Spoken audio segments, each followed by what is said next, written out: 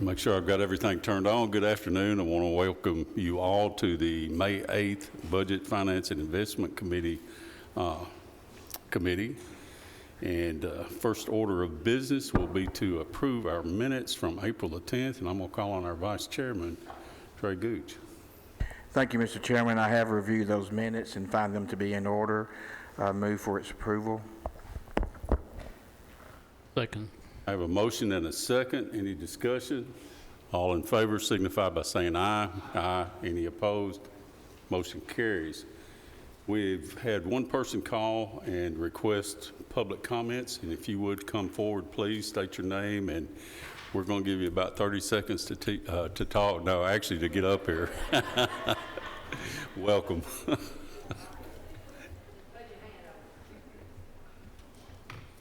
My name is Kim Earp, and I live in Las Casas. And I'm here to talk to you guys. I've been here several times, but I just want to make you aware of an issue that the bus contractors are having right now. The liability insurance that the board and the county has always included in our 4-year contract is being excluded this year.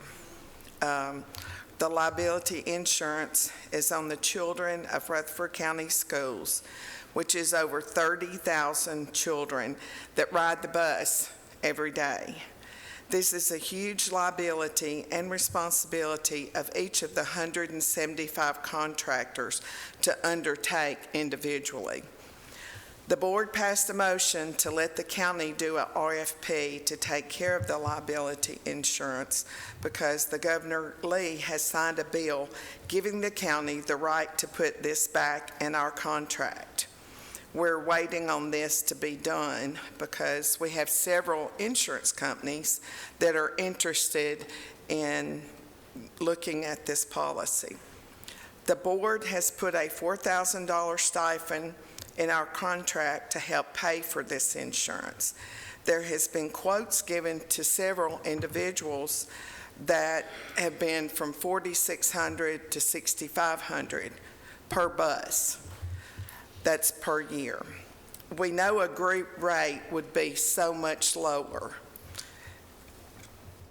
The board, the stipend of the 4,000, I think is like 1.4 million, and that could be used, that they budgeted to pay for that insurance because it would be lower if we were all together.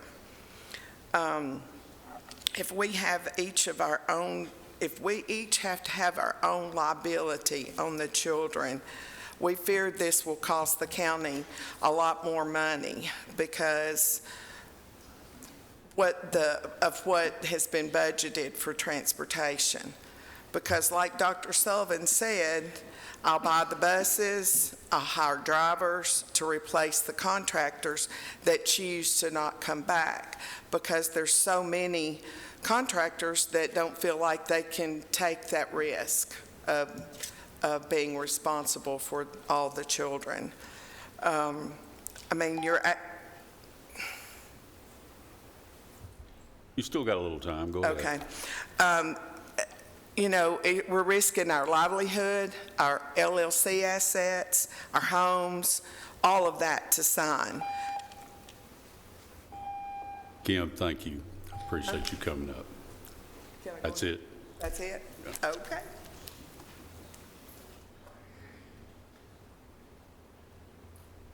Okay, the next order of business will be our investment report, and Mr. Beatty's not able to be here tonight, and Michael's going to cover that and our fund condition report back to back. So go ahead, Michael. So the first thing I'll cover for our county trustee, Ted Beatty, is the investment report. And so our current bank rate is 4.05%, and our current LGIP rate is 4.28%. This week also, the Fed voted to hold interest rates steady. Both our bank rate and LGIP rate are very closely tied with the Fed. And so that to me held steady, so that's good for us. The second thing is they did go out to bid in the last couple weeks for a CD, and that rate came in a little above, right at 4%. So that just kind of gives you an idea of where we're earning our money, right around that 4 to 4.25% mark as it stands today. I'll move on to the fund condition report, specifically the revenue report. A couple things I'll focus on here is in the bottom of the first page of the revenue report, our property tax collections are coming in right where they should, so that is a very good thing. Additionally, we have hit, now that we have all our property tax in, we have hit 100% of our budgeted revenues, so that's a good thing. Of course, we always budget conservatively. And our county side of sales tax continues to be up. So all good things on the revenue side. And with that, I'll take any questions. Chairman, quick question. The cost, interest rates, if they stay up a bit, the cost and the effect on the debt service fund? Yes, so we strive for level debt service, so all of our debt is fixed when we borrowed. So really the only question will be, what do we think that the bond resolution that you're going to see tonight, what is that going to be? And right now, you would normally expect when the Fed cuts for the 10-year or something to drop. Well, it's kind of inversed right now. The 10-year went up when the Fed cut the last time. But with all that being said, is we've taken a conservative approach in the bond resolution that I'll talk about tonight. So we've estimated that we will have a little bit higher borrowing rate than we really think we will, so that we're kind of protected. So any savings there, if we come in lower, will just be to our benefit. But we've estimated a little bit more volatile bond market and a little bit higher rate than we think we're going to get, just in case. The other thing we have is if something were to happen out of our control, we would have the option to do some type of temporary bond anticipation note to let the market calm down, or a capital outlay note, and we always keep that in our back pocket if we have to. Okay, whoever makes a motion on that, I'll go ahead and I'll recognize you. Okay, thank you. Director Smith, so on the county general, on all the revenue, am I reading this correctly, that we're at, through April, 104% to go? No, we've reached 104%, so we're 4% over our budgeted revenues. But the main thing is to keep in mind there is we've essentially stopped collecting property taxes. They're really small because they were all due in February. Right. And so now we've collected 100% of what we budgeted for property tax. So now you're not going to see that jump as much because property tax collections are primarily through October through February. So that's why every year around this time of year, you'll see about 100% of budgeted collections. So that's a good thing. So as far as like the other taxes, do you know, or any predictions on what that final figure over goal or over what was budgeted? Yes, so that is going to be included a little bit in what we talk about tonight when we go over the budget draft. And so as we budget conservatively, kind of I noted, county sales tax is up about 6%. You know, we may have only budgeted 4%, so we've got a little bit 2% cushion there. That played into how we budgeted for FY26. But I do think we'll end up to the good, maybe 5 or 10% this year, which that'll roll over into how we'll afford raises and things like that for next year. Okay, are the other, I'm just looking at, say, ambulance, they're almost 90%, so is that where it should be, you think, or? Yes, that is exactly where I think it should be. Now, you'll notice on ambulance on that first page, if you want to get really granular, they only have 2 large revenues. One is property tax, so they're going to hit 100% of their property tax already because we're pretty much done collecting. Right. But then their other big revenue, it's only at 78 or 80% right there. That's ambulance collections from billing companies, and so that's about where it should be. You can see last year at this time we were about at 76%. And so that's just kind of an example of how property tax, you get the bulk of the collection in a small frame, whereas sales tax or ambulance revenue, those come in periodically every month. The other thing is business tax. We don't get our large business tax payment until May. So we haven't received that. We get trickles in, but then we get the large portion in May.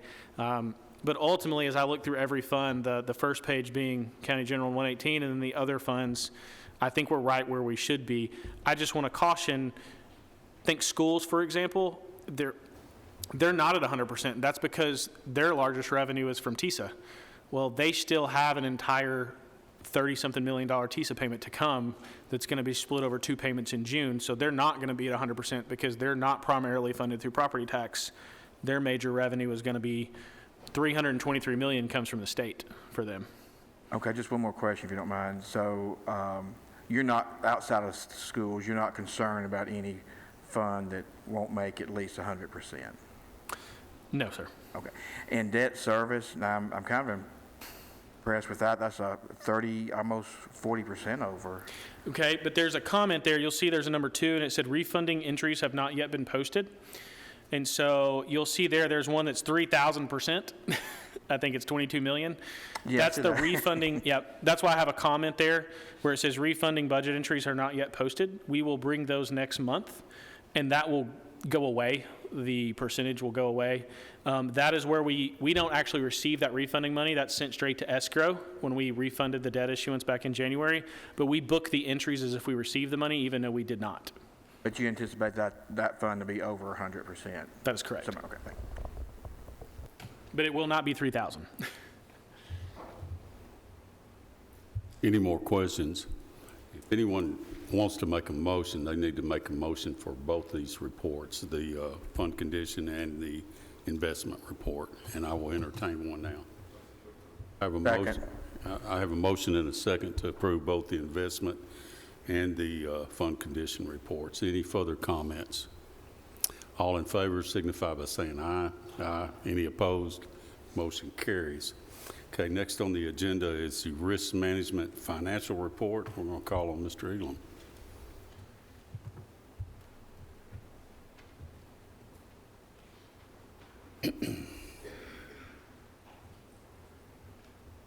Good evening.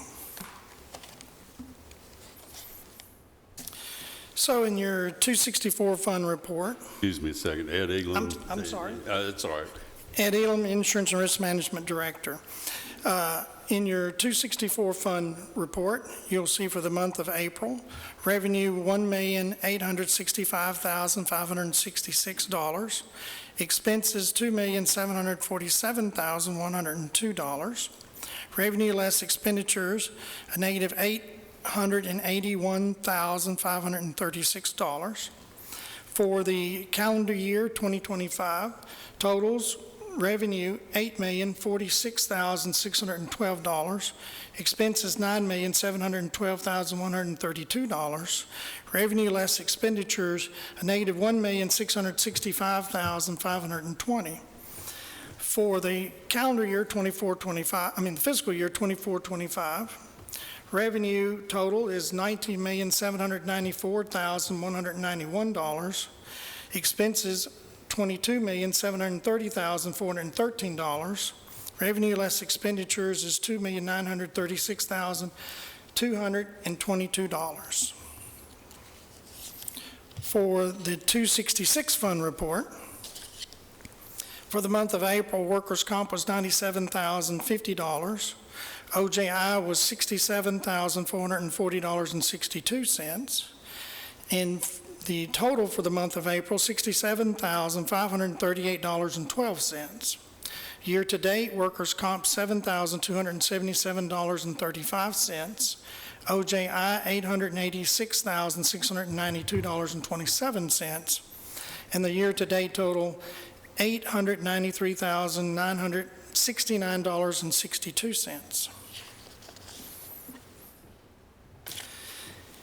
And for the attorney's fees for the month of April, it's $36,547.48. And that concludes my report, Mr. Chairman.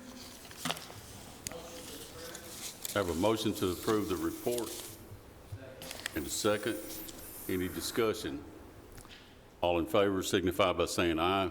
Aye. Any opposed? Motion carries. Please continue. All right, so I have recommendations coming from the Insurance Committee and also coming from Purchasing. And I think I've got them in the same order that y'all have. We have the 2026 health rates. And you can see the rates in front of you. The recommendation coming from the Insurance Committee and forwarded to the Budget Committee was a 6% increase for active and and pre-Medicare medical plan rates. 2026 out-of-pocket amounts will remain the same for 2025, but there's one caveat to that. In accordance with the IRS guidelines, which is they dictate the high deductible health plan, the deductible for the embedded is for the 2026 high deductible health plan employee only deductible, there is an increase of $100. There's also a zero increase for dental and vision plan rates. And if you accept the recommendation tonight on the next item, which is the Medicare Advantage. Just a moment. I've talked to Michael, and for audit reasons, we need to vote on these separately. So let's do item, on our page, it's item A, which is the 2026 health, dental, and vision insurance for active employees and retirees. Am I correct, Ed? Yes, sir. Well, that's the one you were just explaining. Yes, sir. Anybody on the committee have any questions on that or the amounts there? Chairman, are these competitive? I mean, I'm trying to get a kind of a compensation type question. Are these competitive? These have actually all gone to bid and gone through purchasing. There's 3 of us that I see right offhand that are in purchasing that can answer it.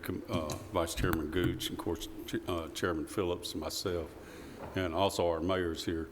But these were all bid, and then they were vetted through the insurance committee. These are not bid. These are the medical rates that we set for the self-insurance plan. The other items were bid. This is the one that we set for our self-insurance plan in 264. You're asking, are the premiums comparable to other counties? Other counties, for basic kind of compensation comparisons. So one of the things charging more or less that Ed's office does is make sure that we either meet or exceed the state insurance plan. I think that the consultants do that study, and I do believe this year that we either meet or exceed that on several tiers. Ed can correct me if I'm wrong. Yes, but one thing you have to realize, the state rates haven't come out yet. We're setting the rates for 26, but their rates haven't come out yet. They haven't given you what they are, so you're kind of guessing, what that'll be. But our rates are also based on our how much revenue we have to come in, and then how much our claims are, to try to keep it balanced.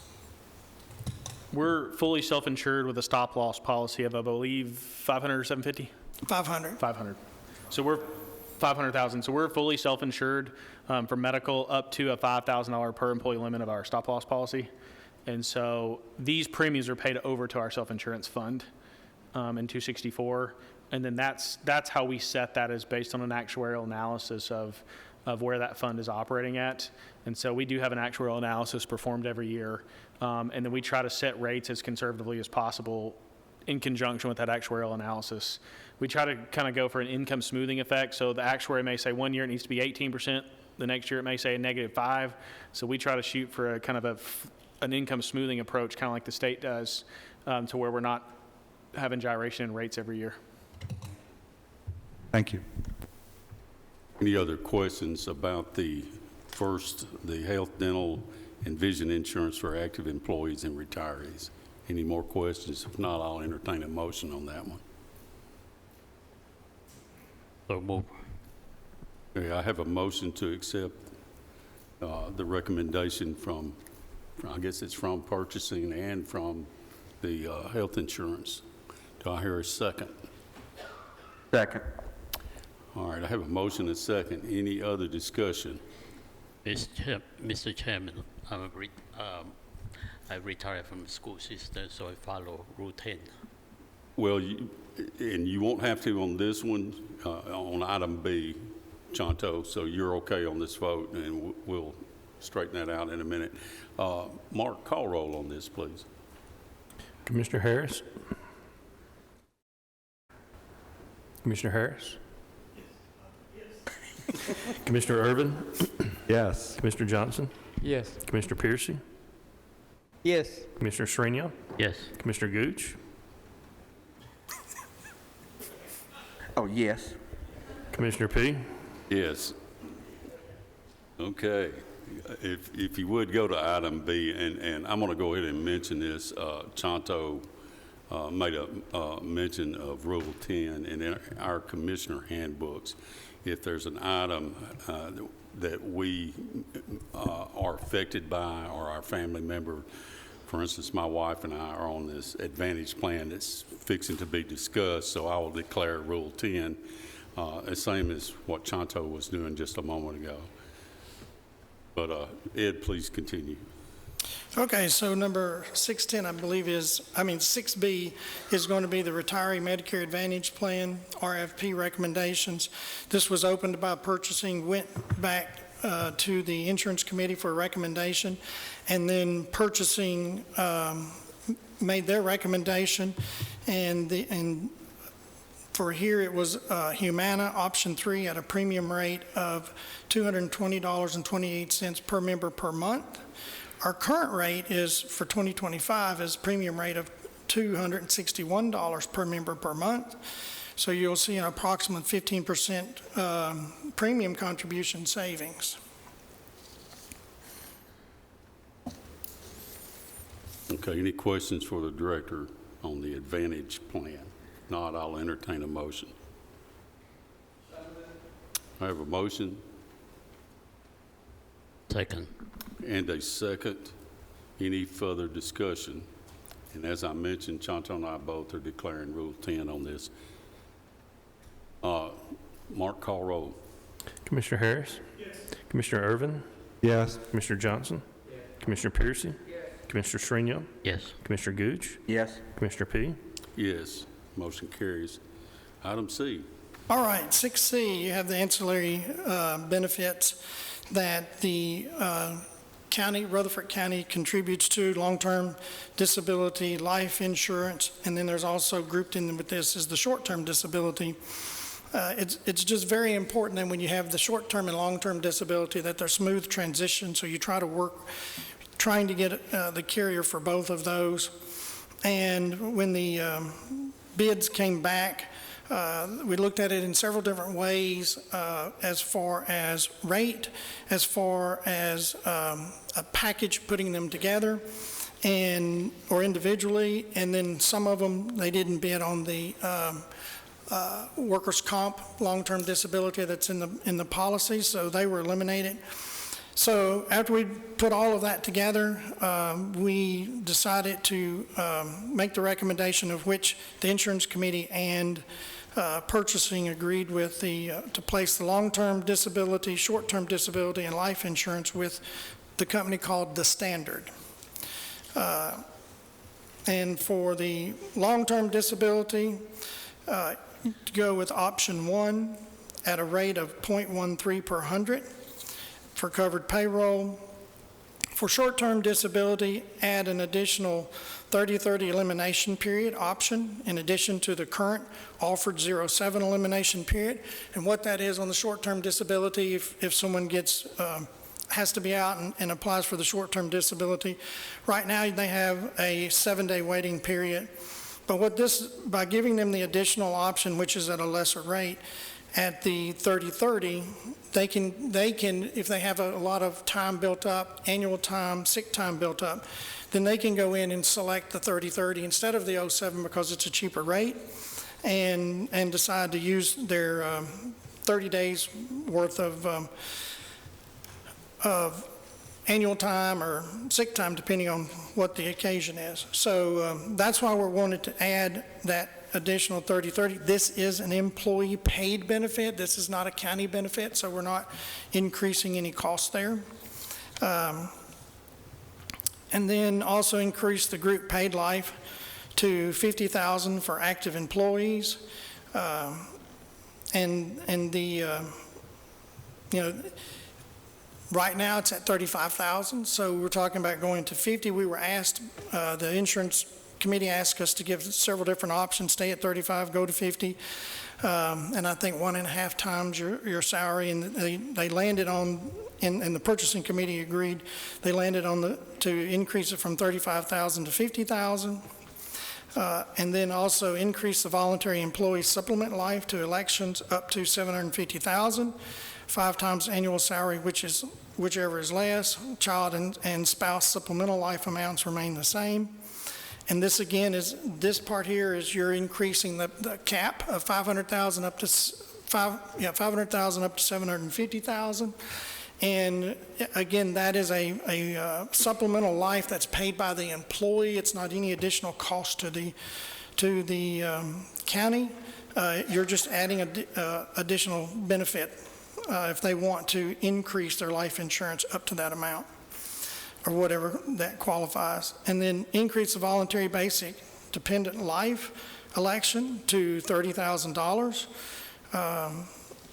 Again, this is an employee option. Right now, I think it's at 25, so they can go up to 30. It's not age banded. And then when you look at it, the collective impact for the ancillary benefits recommendation is an approximate 3-year average net annual savings of $76,300 to Rutherford County. That's a net annual savings. When you add these additional benefits in here, which several of them is employee paid themselves, just gives them greater options. So, and that was the recommendation of purchasing. Okay, you've heard his presentation on item E, long-term, short-term disability, and life insurance. Do I have any more discussion or a motion? So moved. I have a motion to approve and a second. Any other discussion? Call roll, Mark. Commissioner Harris? Yes. Commissioner Irvin? Yes. Commissioner Johnson? Yes. Commissioner Piercy? Yes. Commissioner Shrinial? Yes. Commissioner Gooch? Yes. Commissioner P? Yes, motion carries. One more. All right, so item 6D, under the property and casualty bids. The recommendation from insurance and from purchasing was to approve all lines for renewal as presented, with cyber to remain with the current limit of $1 million.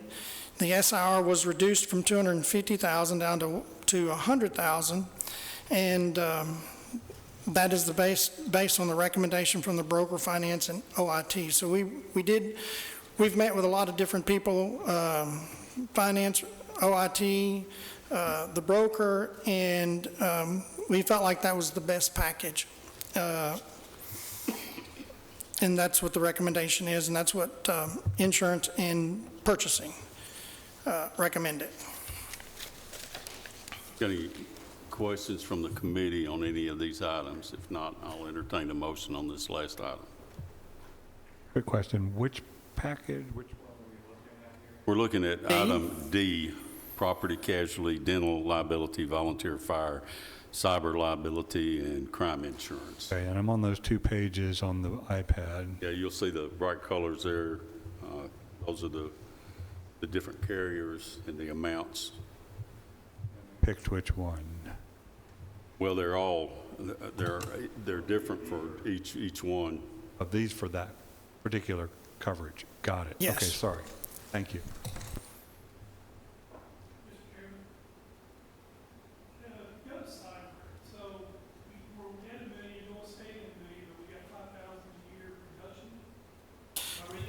You're reading that right.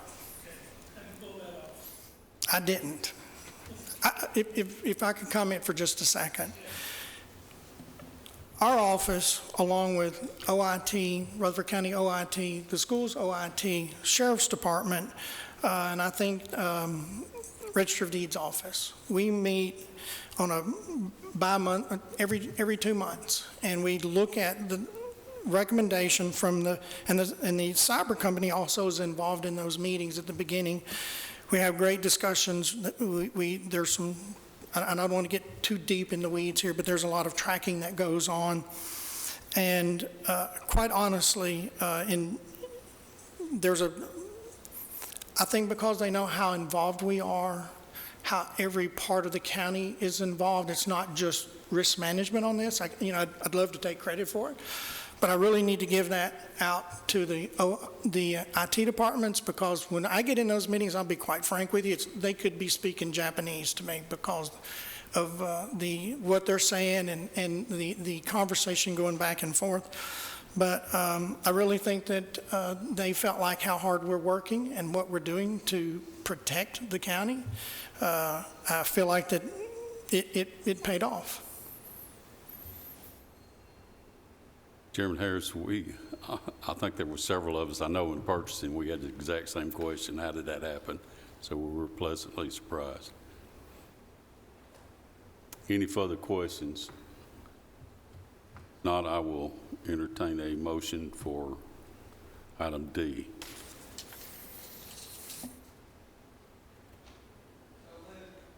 Have a motion, Second. 2 seconds. Any further discussion or questions?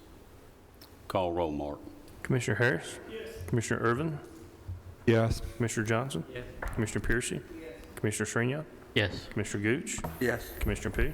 Yes, motion carries. Thank you, Ed. Thank you. Have a good night. Wait. Chairman P., Yes.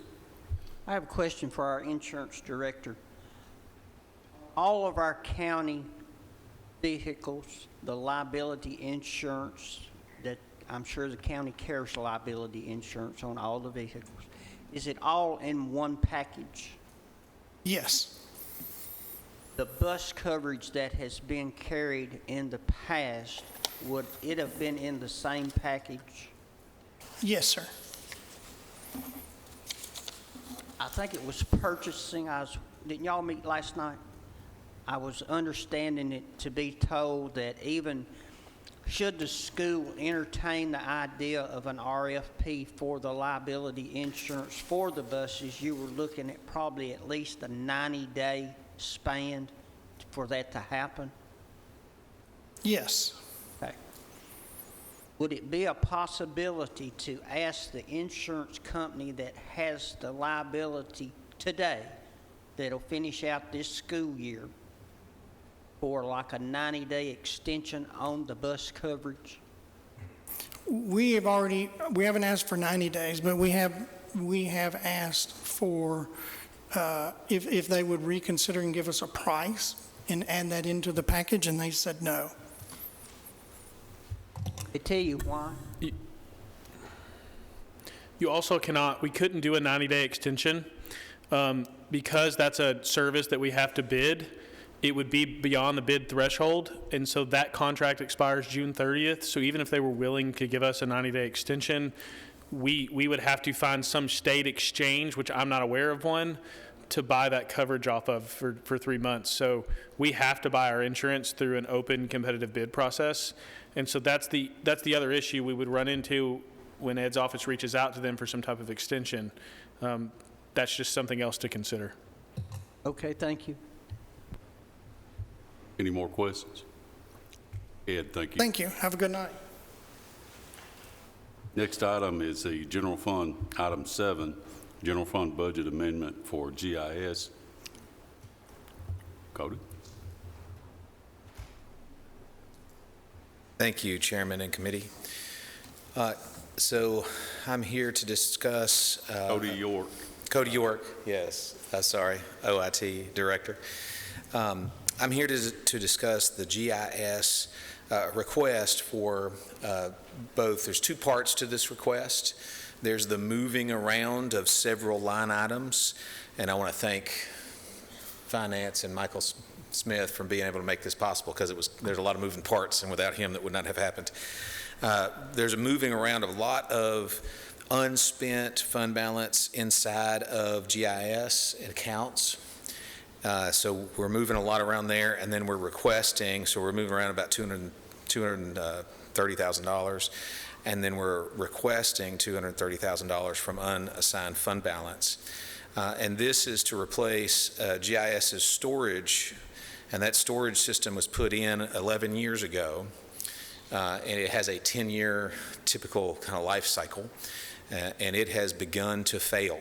Actually, it has failed a handful of times, several times. We've been able to kind of bring it back, but at this point it is operating without a backup. So both its backup and the secondary backup and the tertiary backup are no longer alive. So that's what brings me here outside of a budgeting outside of the typical budget process, is that we are concerned if it fails and we cannot recover it, then we will lose 25 years worth of the county's GIS data, so the historical GIS data. Also on this storage array is the individual employees, so imagine the people in codes, engineering, property assessor, I think, those people who use GIS, they are using and saving their work. That's what this is storing, is their work that's being saved. If it fails, their work will be gone. Well, they won't be able to work. And their work that eventually gets pushed to public safety will no longer be able to be pushed to public safety because the work will be lost. So that's what we're looking for. That's what this request is. It's for a new system that would replace that failing system. Any questions for Director York? Motion to approve. Motion to approve and a second. Mr. Johnson, any further discussion? Call roll, please. Commissioner Harris? Yes. Commissioner Irvin? Yes. Commissioner Johnson? Yes. Commissioner Piercy? Yes. Commissioner Srinion? Yes. Commissioner Gooch? Yes. Commissioner P? Yes. Motion carries. Thank you, Cody. Thank you, Chairman and committee. Item 8, General Purpose School Fund Budget Amendments.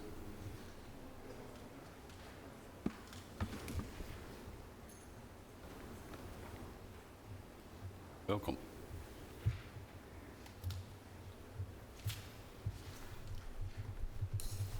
Good evening. Kay Martin, Deputy Superintendent for Rutherford County Schools. I am here tonight on behalf of Dr. Sullivan, our Director of Schools. He is with his family tonight. Today marks the one-year anniversary of Asher Sullivan, his son's tragic accident. So he is with his family tonight, as he should be. I also want to just take a minute, and I see a lot of familiar faces that about this time a year ago we were all in the ER together, and I just want to thank you for your support, and the Sullivans, I know that they would want to extend your support. In our darkest hour that night, you all were there helping us navigate that, and we will forever be thankful for that. Thank you. Tonight, we have Fund 141, Fund Balance Amendment. This budget amendment is to reflect the state of Tennessee moving from a 6 to an 8-year textbook adoption process. To balance Fund 141 GP budget, the textbook line item was cut in the fiscal year 24-25, and the intention to use Fund 141 unassigned fund balance was communicated previously regarding the purchase of science textbooks. This amendment will decrease Fund 141 unassigned fund balance and increase expenditure account 71-100-430 bound textbooks in the amount of $6,654,414. Heard the request. Are there any questions for the Assistant Director? Yes, Mr. Chairman.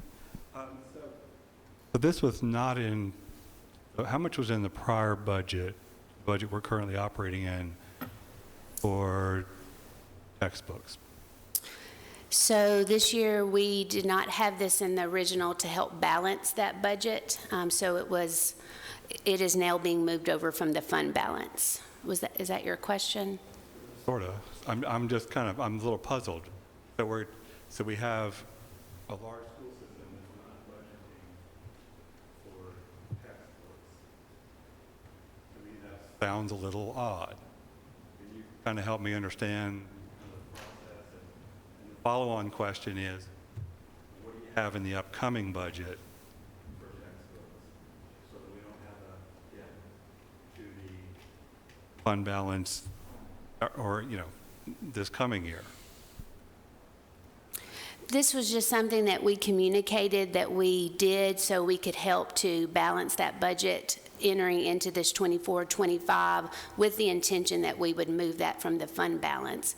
We want to make this purchase. This textbook adoption will actually be for the next school year, but we like to make that purchase in June as soon as possible because all the districts across the state are purchasing textbooks, and so we want to make sure we get the supply before the supply goes low. We like to train our teachers over the summer in July, and then also make sure that our students have those textbooks in the beginning of August. I can appreciate everything you just said. I'm trying to figure out why there wasn't a textbook item in the prior budget, and is there one in the upcoming budget?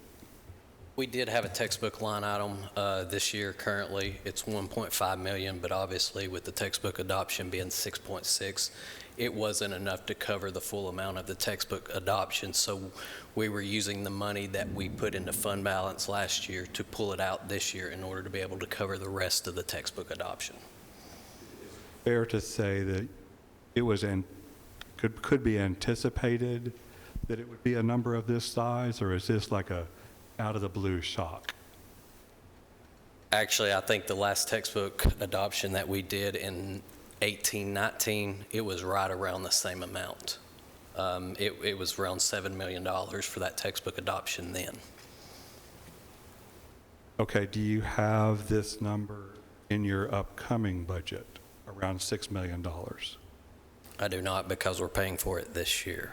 No, I mean, okay, but the question is, do you anticipate having a need for textbooks in the upcoming year? You want to answer that? Yes, sir. So we will have the next adoption. We do not have a major core subject area adoption for next school year, but we do have additional textbooks that we purchase each year for the growth of students, lost books. Sometimes when we add more courses with our high schools, they need additional books, so we will have a line item for that purchase. And the amount you're going to include in your budget roughly approximates the amount you think textbooks are going to cost. Yes, sir. Okay. I guess the other question is more of a Michael question. $6 million is a pretty hefty hit to your fund balance. Michael, where does it's really more of a Michael, or maybe you could address it, whoever wants to address it. I think it'll leave it at around 15.7. Okay, so is that adequate coverage? I know we meet the ratio, but is it adequate coverage for what, is going to be needed, for example, for payroll and things along those lines? I'm going to say for us to get our budget approved by the state, it has to be at a 3% fund balance, but I know for us to keep a good AAA bond rating, Michael likes it to be a little bit higher, which we foresee to put money into that, into fund balance this year, but. So we need like 3 months, we need 3 months worth of payroll. They're going to go, and really it's for the summer, they don't get a TISA payment in May or July. Their payroll runs anywhere from 30 to 40 million a month, so they need about $90 million, and as you can see on your iPads on that second page, this puts them right at that. I would not feel comfortable going much lower to try to make summer payroll. But this puts them right at about $91 million. For those of you looking, I can see Commissioner Gooch with his glasses there. It's the $91 million number in the top right on the second page is what I'm referring to. I thought you were reading his mind. So, any more questions for if not, I will entertain a motion for the motion there, or to move, what is it, $6,654,414 for textbooks. Motion to approve, Mr. Chair, and to send to the full commission. I have a motion to approve. Do I hear a second? Second. And a second. Any further discussion? Could I ask another, how much have y'all pulled out of unassigned fund balance so far in this? out of unassigned fund balance. If you give me about 90 seconds, I can tell you. And while Michael's doing that, I'll take the opportunity to follow up. Y'all had committed to provide the budget for 177 and the the additional information for how much was spent for Oakland, Riverdale, and Smyrna out of 177 and things along those lines. I haven't seen it yet. Okay, so we've got the current one, and I can send that to you immediately. The one that I think you were referring to 2 or 3 years ago when we were actually talking about it, we can send that to you, but the 30 million that we're referencing, we cannot come back to that number. So maybe it's something that you may want to look at and refer back to us to let us know exactly where that 30 million was coming from, because I've had our engineering director, Trey Lee, he looked at it and he could not come back to those numbers of the 30 million. Thank you. It's actually about $45 million. Okay. You go back to that particular Fund 177 that was passed out, you can see, okay, these are the items, and it's a simple question. How much of that was spent of that Fund 177 in each of those categories? Total it up. I'll be glad to get with you after. I mean, I'm a little surprised. Please just give me a call. Sure. Maybe we can sort it out. Okay, sure. Yep. Thank you, Commissioner. Any other questions while Michael's looking? You got it? Well, it's roughly about a little over $5 million, but it's really two chunks. There was a chunk in November that was $2,015,000. Do you remember what that was off the top of your head while I'm looking? It was an operational plant. So radios, equipment, mobile? It was radios. Okay.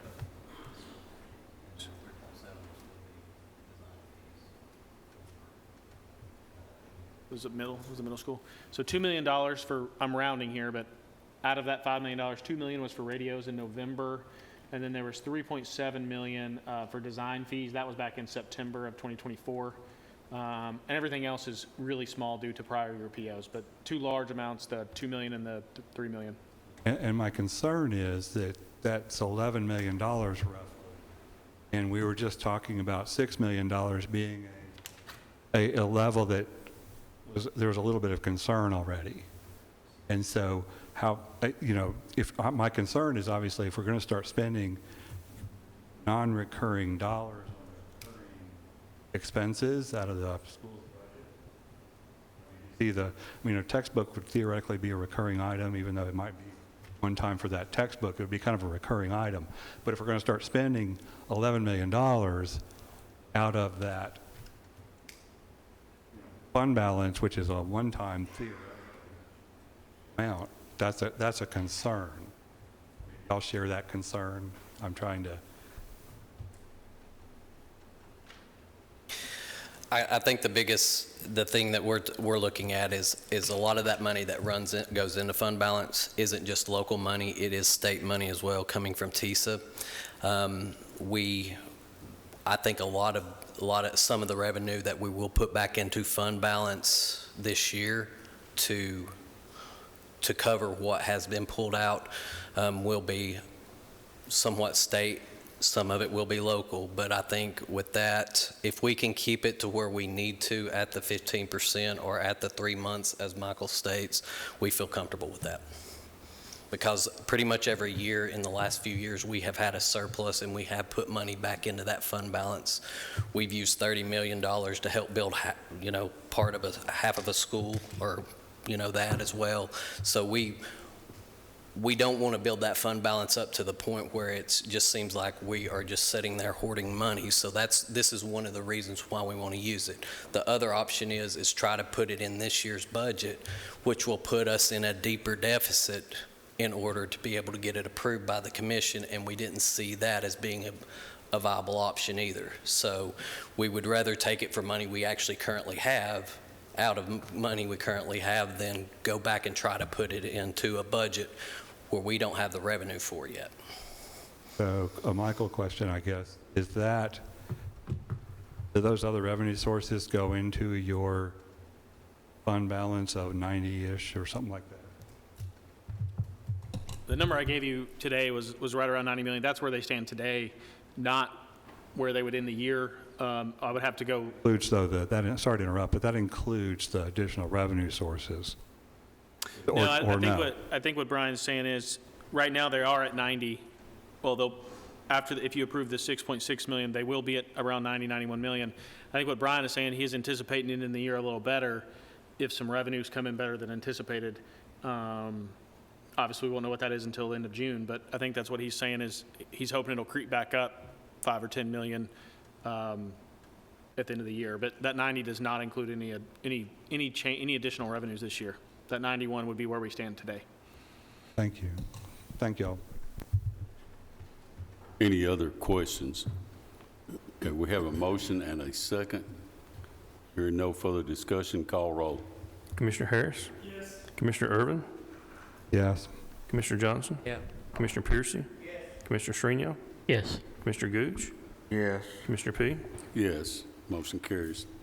Thank you. Thank you. Item 9, Ambulance Service Fund Budget Amendment and Transfer.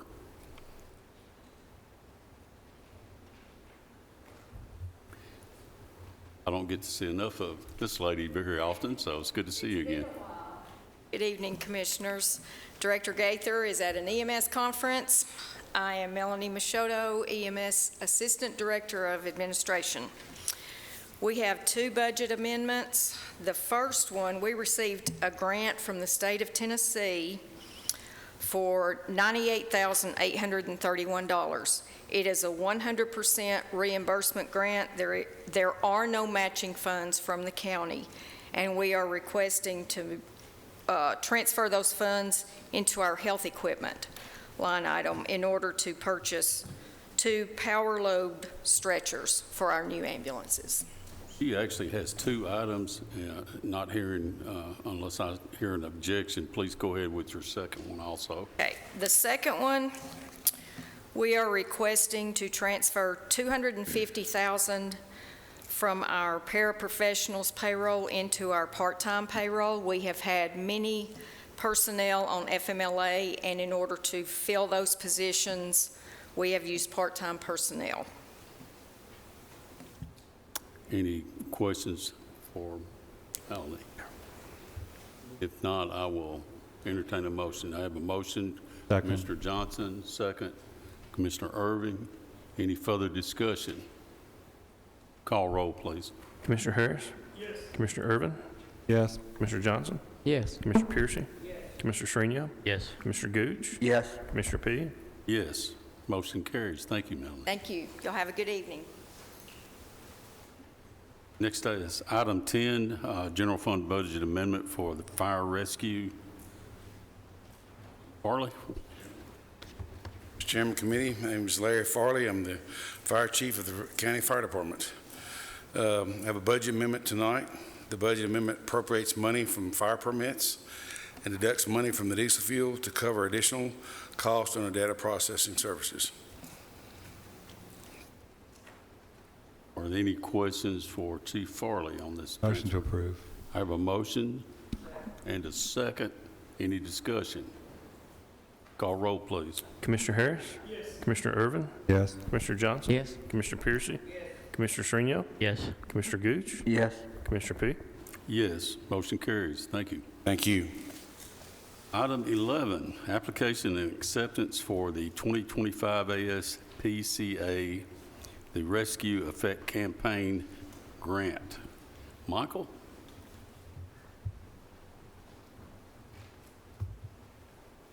Good evening, Michael Gregory, Rutherford County Pauls. We're asking to apply and accept, if granted, this grant from the ASPCA. It requires no county match. The amounts can vary between $3,300 and $20,000 if we are approved. The money's to be used in August, September, and October for adoption events. I have a motion to approve the grant and a second. Any further discussion? Just a quick question, Mr. Chair. Is it these grants that's paying for what do you call it, Clear the shelters is Clear the shelters. one that As we far have as done. free This would be a new type event where there's actually some funding for that, specific for those. So we would still have clear the shelters that would work in August, and then they would allow us to do this in a couple of different weekends in August, September, and October. So it would be in addition to that. Okay. And remind me, what does that acronym stand for? ASPCA is, oh gosh, I haven't been asked that question in a long. American Society for the Prevention of Cruelty to Animals. Excuse me, took me a while. Okay, you've heard the request. We have a motion and a second. All in favor signify by saying aye. Aye. Any opposed? Motion carries. Thank you, Michael. Yes. Michael, you sent an email out to commissioners concerning a law that was passed Yes, sir. by Representative Stevens. Yes, sir. So some of us are not in public safety, so you just take just a quick time and explain what that law does? Yes, sir. How it pertains to you? Yes, sir. It was asking for clarification on a law that's currently been on the books for several years. When it comes to animal cruelty, it talks about different tenets and what qualifies as animal cruelty. And one of those things is it says fails unreasonably when it comes to abandoning an animal unreasonably. Well, where we were having problems with that was when we would go to the commissioner's office, there was no definition of what that word unreasonably meant, because it was very open to interpretation. So back in the fall, met with the mayor on that. He advised me to take that to Representative Stevens. We met a couple different times on that. He took the bill, carried that in, and said that's just a simple way of rewording that bill that's already, or rewording that law that's already there to take that word out, to provide clarification for the commissioner's office here.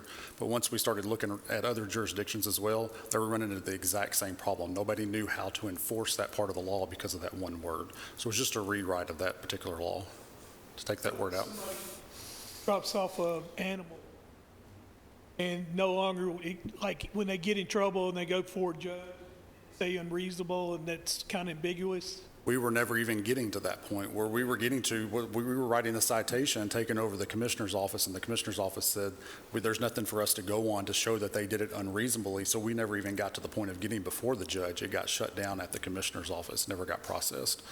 So by taking that out, it just says abandons an animal.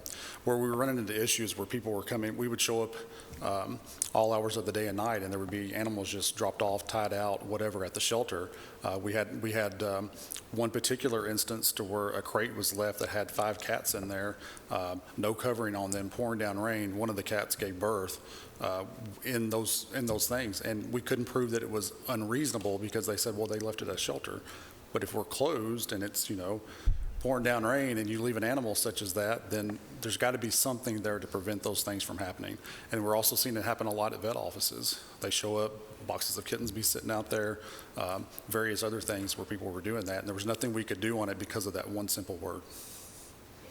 Yes, sir. The whole point of that email was I wanted you all to understand that Representative Stevens, how well he had worked with us, and then also the lobbyist was there on several occasions when I was there as well. So I just wanted you to know that the process was working well when it came to that, and just great appreciation to Representative Stevens. He was very communicative with me during that process. I'd never gone through that in my 20 years doing this, so he really helped us along in that process and stepped along very, very well. Does that answer your question, sir? It does. Yes, sir. Thank you, Mark. Yes, sir. Y'all have a good evening. Item 12, application and acceptance for the 2025 litter grant.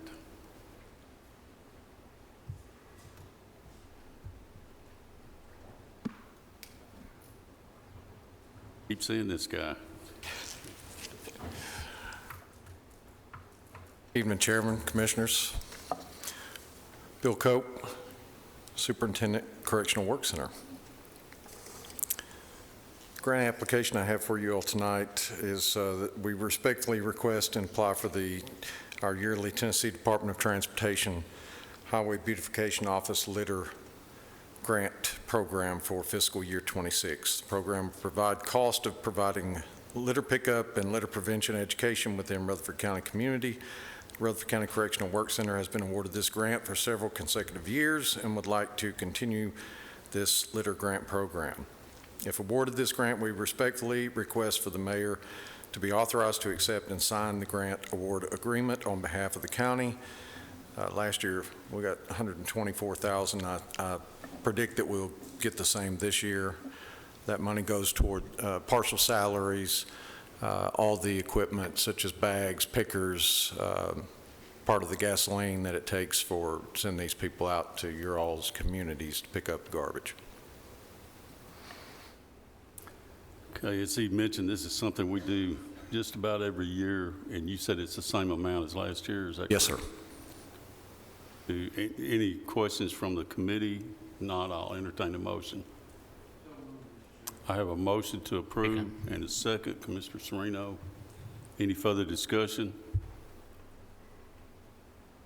All in favor signify by saying aye. Aye. Motion carries. Thank you all. Thank you, Bill.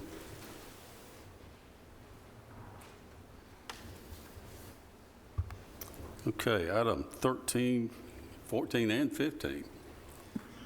Keep this guy busy for a minute. Good evening, Steve Spence, Deputy Chief with the Sheriff's Office.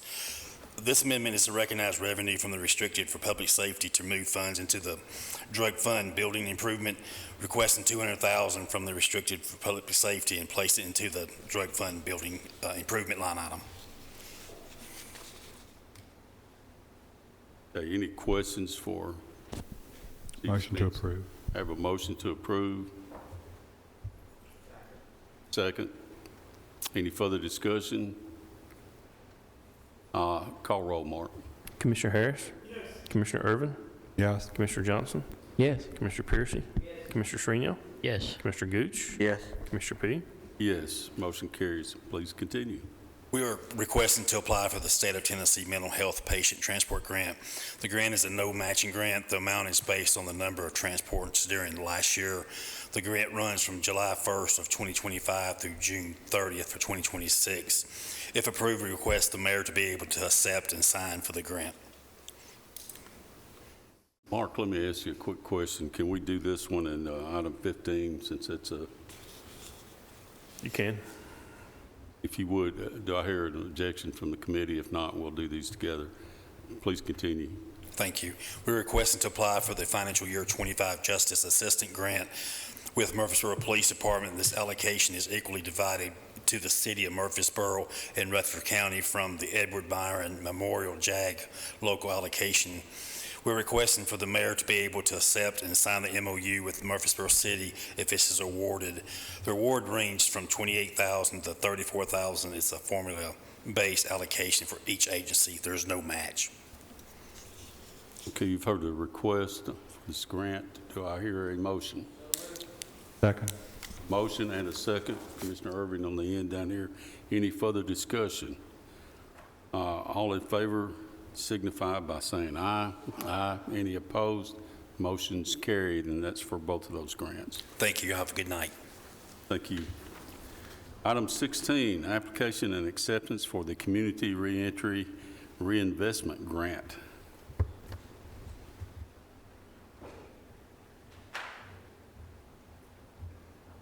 Good evening, Lindsay Davis, the Reentry Program Coordinator with the Recovery Courts. So we are requesting to apply for a grant, which is the Community Reentry Reinvestment Grant. It's through the Tennessee Department of Labor and Workforce Development and the Tennessee Office of Reentry. The maximum award is $150,000 and there is no match. This funding would be used to increase the educational and vocational services, employment, and skills training for justice-involved individuals. If approved, we would request that the mayor be authorized to accept the award and sign the grant contract. Okay, you've heard the request. Any questions for Ms. Davis? Not, I will entertain a motion. Commissioner Piercy and a second. Commissioner Irving. Any further discussion? Have we had this grant before? We have not, no. This would be it would just be an extension of the things that we're already doing, but it is a new grant. Okay, thank you. Any other questions? Hearing none, call roll. Commissioner Harris? Commissioner Irvin? Yes. Commissioner Johnson? Yes. Commissioner Piercy? Commissioner Sereno? Yes. Commissioner Gooch? Yes. Commissioner P? Yes, motion carries. Thank you. Y'all have a great evening. Thank you. All right, items 17 and 18, Mr. Mitchell. Mr. Chairman, before we get into that, if I could ask a quick question. We've applied for and accepted several grants tonight. The question came up about a month or so ago about which grants have to come back to this committee and/or the full commission to accept those grants. Michael, could you kind of clarify that for us? It appears that a couple of these grants that Chief Spence just asked clarified that by the mayor can sign and we can approve those grants, so they don't have to come back for approval. But there appears to be a couple of other ones that may need for that to happen. What's the difference? Shorter answer is, I mean, it's really up to the will of this body or the committee and the commission. However, on a practical basis, it's much more efficient if the grant does not require a match and y'all approve them to apply, is to go ahead and accept it and not to come back and approve the mayor to sign. Typically, the only ones that come back are the ones that have to have some type of match that's not already budgeted. And that's typically us taking something out of fund balance or something like that. But yeah, if it already has a budget or it's no match, it's much more efficient for it not to come back. And it actually helps us apply for some grants to be able to get that turnaround time done quicker. The one that Ms. Davis just applied for is a new match that would probably come back. No, it was a no match grant. I believe it was between 50 and 150,000. Let me pull that up. But it had no match, I believe, so it would not come back since there's no match required from the county. Understood, but it wasn't budgeted, right? Correct. I'm saying some grants that have a match, we already anticipate getting at, so we will budget the match. Thank you, Michael. But to your point, there are some grants that we don't know exactly the amount that we would be awarded if we are awarded. So I can see there'd be some question there. That might be a reason to bring some of them back, but like I said, I think it'd be on case depending on the situation. Okay, now I've lost my place here. Let me get back. Mr. Mitchell. Item 17, agreement with the Tax Management Associates for reappraisal.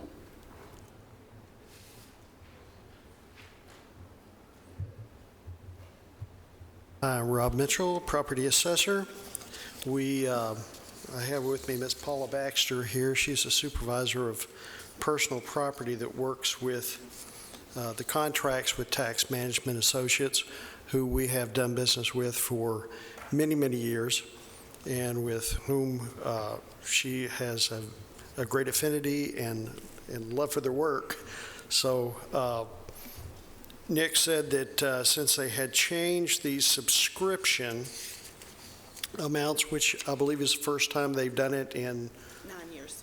In over 9 years, that it would be appropriate to bring this back before the Budget Committee just to inform you of it so you could approve it and answer any questions that you might have. I know that I got a letter from Nick that he had looked at this and approved of it. I assume that the rest of us did too, but if not, that has passed through our county attorney. Any questions for Mr. Mitchell? If not, I will entertain a motion. Motion to approve. I have a motion to approve. Second. Second, Commissioner Sereno. Any questions? Call roll, please. Commissioner Harris? Yes. Commissioner Irvin? Yes. Commissioner Johnson? Yes. Commissioner Piercy? Commissioner Sereno? Yes. Commissioner Gooch? Yes. Commissioner P? Yes, motion carries. Please continue. The second is a fund transfer from furniture and fixtures of $5,000 over into postal charges of $5,000. It's an internal transfer to cover postage costs. Motion to approve. I have a motion to approve and a second. Commissioner Johnson, any further discussion? Call roll, please. Commissioner Harris? Yes. Commissioner Irvin? Yes. Commissioner Johnson? Yes. Commissioner Piercy? Yes. Commissioner Sereno? Yes. Commissioner Gooch? Yes. Commissioner P? Yes, motion carries. Thank you very much. Thank you both. Next item is 19, site lease agreement with Middle Tennessee Electric, I assume, for the Bradyville Tower, MTE. And I think that's Mr. Clark.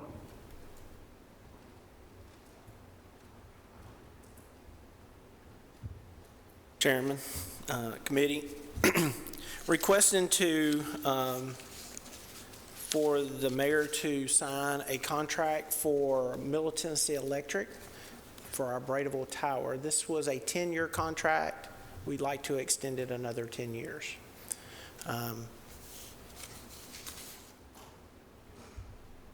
It's for a radio tower.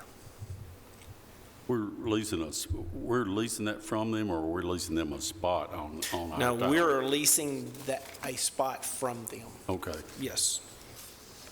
Okay. I have a motion to approve and a second. Any other discussion? Call roll, please. Commissioner Harris? Yes. Commissioner Irvin? Yes. Commissioner Johnson? Yes. Commissioner Piercy? Commissioner Shrinion? Yes. Mr. Gooch? Yes. Commissioner P? Yes, motion carries. Please continue. The second item is a request to apply for a mitigation grant.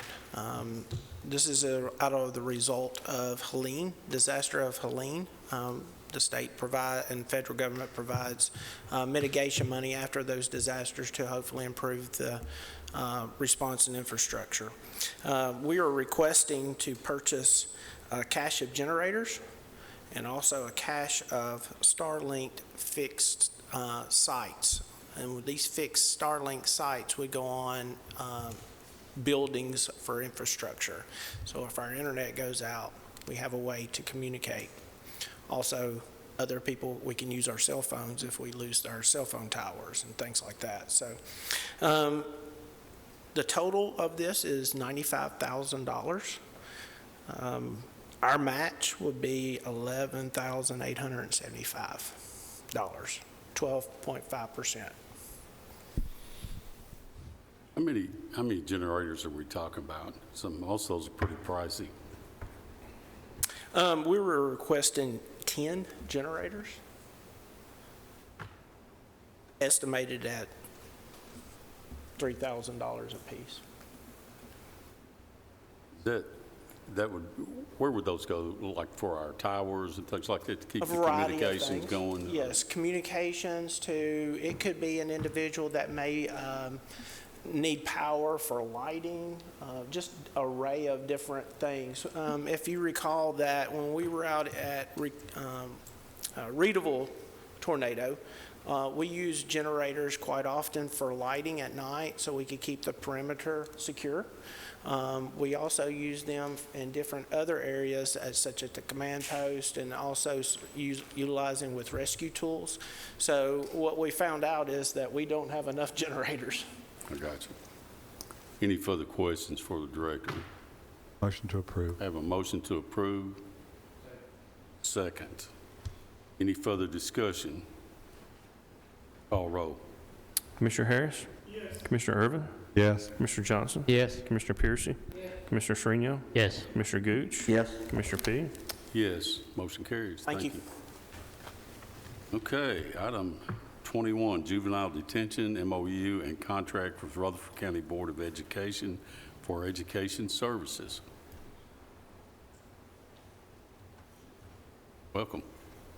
Good evening, everyone. In front of you, we are requesting... Please state your name and position. I forgot. Captain Leon Caesar with the Juvenile Detention Center. Unfortunately, Director Duke couldn't make it tonight. In front of you, we are requesting for your approval a MOU and a contract with the Rutherford County Board of Education to provide educational services at our facility. This is the same contracts that we've submitted in the past. If y'all have any questions, I'll happily answer any questions that y'all have.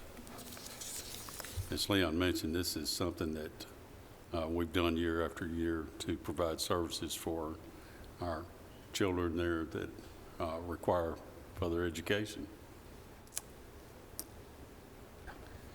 Hearing no questions. Move to approve. I have a motion to approve.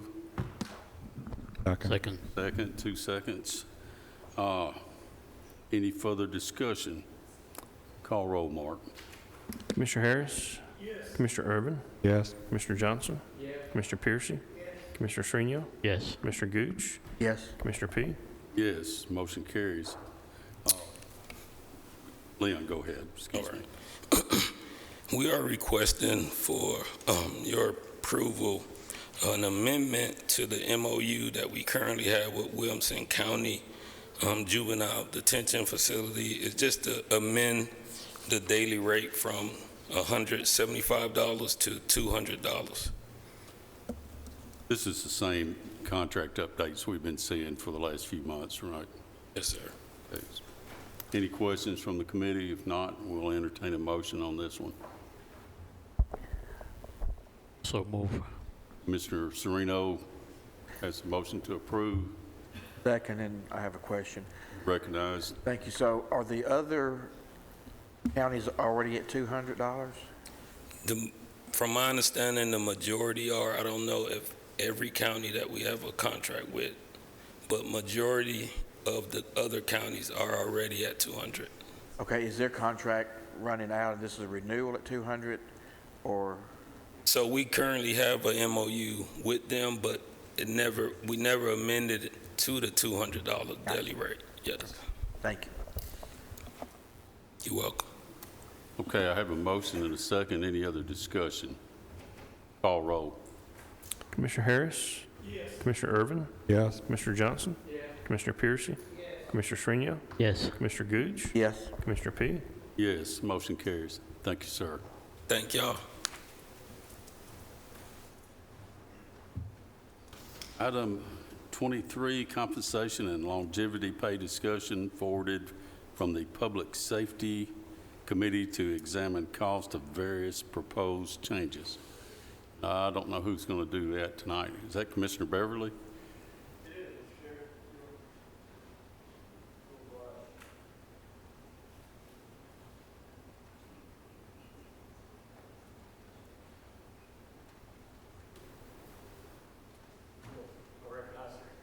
You're recognized. Please come forward. Commissioner, as you start, there was one thing forwarded to us, and that was Commissioner James's longevity proposal. That's what's on the committee's iPads. So they do have his longevity proposal that's on their iPads. Awesome. We'll start with that then. The Public Safety Committee wanted to look at a total compensation package. Back in November, we really looked at the starting salaries and how we're adjusting our compensation with some of the departments and agencies that we're competing with. But one of the items we wanted to look at this time was longevity. 3 options were presented, and you'll see those on your iPad. They elected to go with, I believe it was option C, moving it from where we were at $25 per year up to $100 per year based on their time in service. Michael, do you have what that would have cost? That was one of the things we wanted to request, was just get some numbers to see what we may want to implement starting July 1. Give me 1 second, I'll pull that up.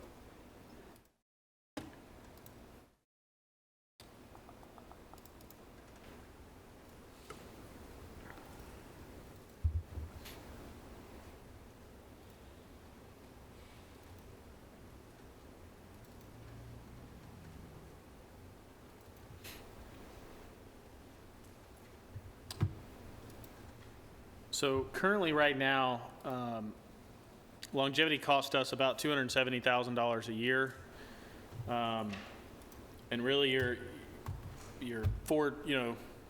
that's a quarter of what going to $100. I think is the number y'all wanted to go to. So you're looking at an additional almost a little over $800,000 to go to that. Go up to that. Okay. And I guess a roundabout number, if we were to compare that, what would it cost to do 1% to the table?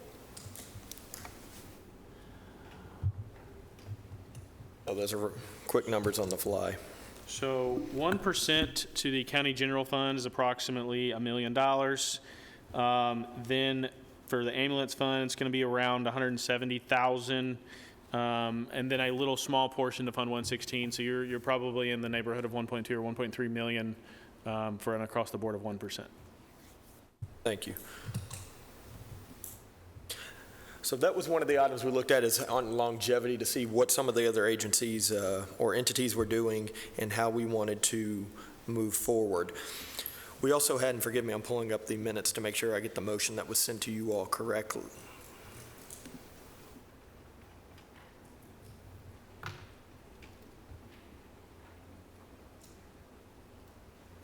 We also wanted to look at adopting the market adjustment on a salary study.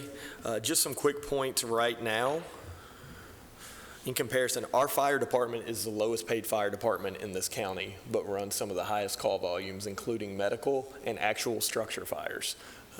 I think Larry's not here right now, but he will tell you those folks work very hard, and that is a unique job. We want to make sure that we're retaining qualified firefighters, and that we are continuing to be a place that we can recruit firefighters as well. But being the lowest one in Rutherford County does put us at a disadvantage. Patrol is the lowest ranked in Rutherford County, but only by a few dollars, because we did make that adjustment back in back in January. Paramedics ranked 7th out of 9 surveyed, and detention deputies ranked 6th out of 9 surveyed on this market analysis. What is troubling by that is I've worked for an agency that was in those positions where we became the training wheels of other departments. And this was quite some time ago, and the adjustments have been made. What worries me is that we will see deputies, firefighters, patrol, and paramedics, along with detention deputies, leaving our entity and moving somewhere else. A corrections officer with the state will start out at $60,000. However, a corrections officer working with the county is at right now $46,461. While we can't be at that level with the state, we just aren't able to compete, we have to get in the ballpark. So, Michael, I guess I know we're working on a budget. How far off are we on adopting that market study versus what we're looking like for this budget? Well, a couple things. One, we'll talk about the mayor's proposal, or the budget here on the next couple items, but I think there are very targeted, as part of that proposal, there are targeted raises to all of the groups you just mentioned. As far as how far off are we have all the market adjustments that the market study showed are in that proposal. They are in that proposal. However, just because that market study shows that maybe we are on market level doesn't mean we're not still competing against some of the local jurisdictions, which is why those are the targeted increases. So two things that we ran the numbers on. One, and you're going to get to this in a second, so I'm going to steal your thunder a little bit, but I think the two things I've kind of calculated, one is we look at the 5 or 10 year experience, that's going to cost us about $1.5 million. I don't know if that's still on your list. It is. But that takes care of a chunk to get to that. But as far as the market adjustments, we've instituted all those as part of the proposal tonight. However, I still don't think that gets you to maybe where some of the concerns you're saying with Smyrna or Murfreesboro or something like that. So that's why there are targeted increases. And so I think I'd have to know what dollar amount you're wanting to get to give you a number. Well, I think the market analysis would probably be the best start. And Mayor, it sounds like you did the legwork there. Thank you. That really speaks volumes and gets us there. But this can be a concerted team effort to look at this on multiple approaches. And like you said, that takes me to our next point, looking at the recognition of 10 years from 5 years. This is not essentially just giving something away. It is recognizing what the employee's experience brings to our county and compensating them accordingly. This would be a major boost to employee morale. We think this would address a lot of things that I'm hearing on the street from our first responders, but also every other county department. And it's coming in just above where we are for a 1% lift to the table, but it really shows those employees that have been here for a while, that came in here with experience, that we value what they're doing. So I would encourage you all to discuss that and look at it. I know we have budget meetings over the next month. The goal of this proposal with public safety was just, let's start talking about numbers and seeing what we want to look at with all the department's budgets that will be presented over the coming weeks and how we want to do this in June. So that's essentially all I had, but I'll open this, I guess if anybody has any questions on the public safety side, and then yield to you all. But A couple statements on the markets adjustment. That was done with a 50th percentile target from all the agencies and entities that were surveyed. However, we're seeing a shift, especially with Metro Nashville when it comes to first responders, the town of Smyrna, and the Murfreesboro Police and Fire Department. They want to be in the 70th percentile. We can't afford to do that in 1 year. Probably can't afford to do that in 2 years, but we can show strides, we can show transparency, and we can show our employees that we acknowledge where we should be and set out a path on how we can do that. Again, the whole goal with public safety was, let's see if we can set a path over the next 8 weeks on how we want to implement things.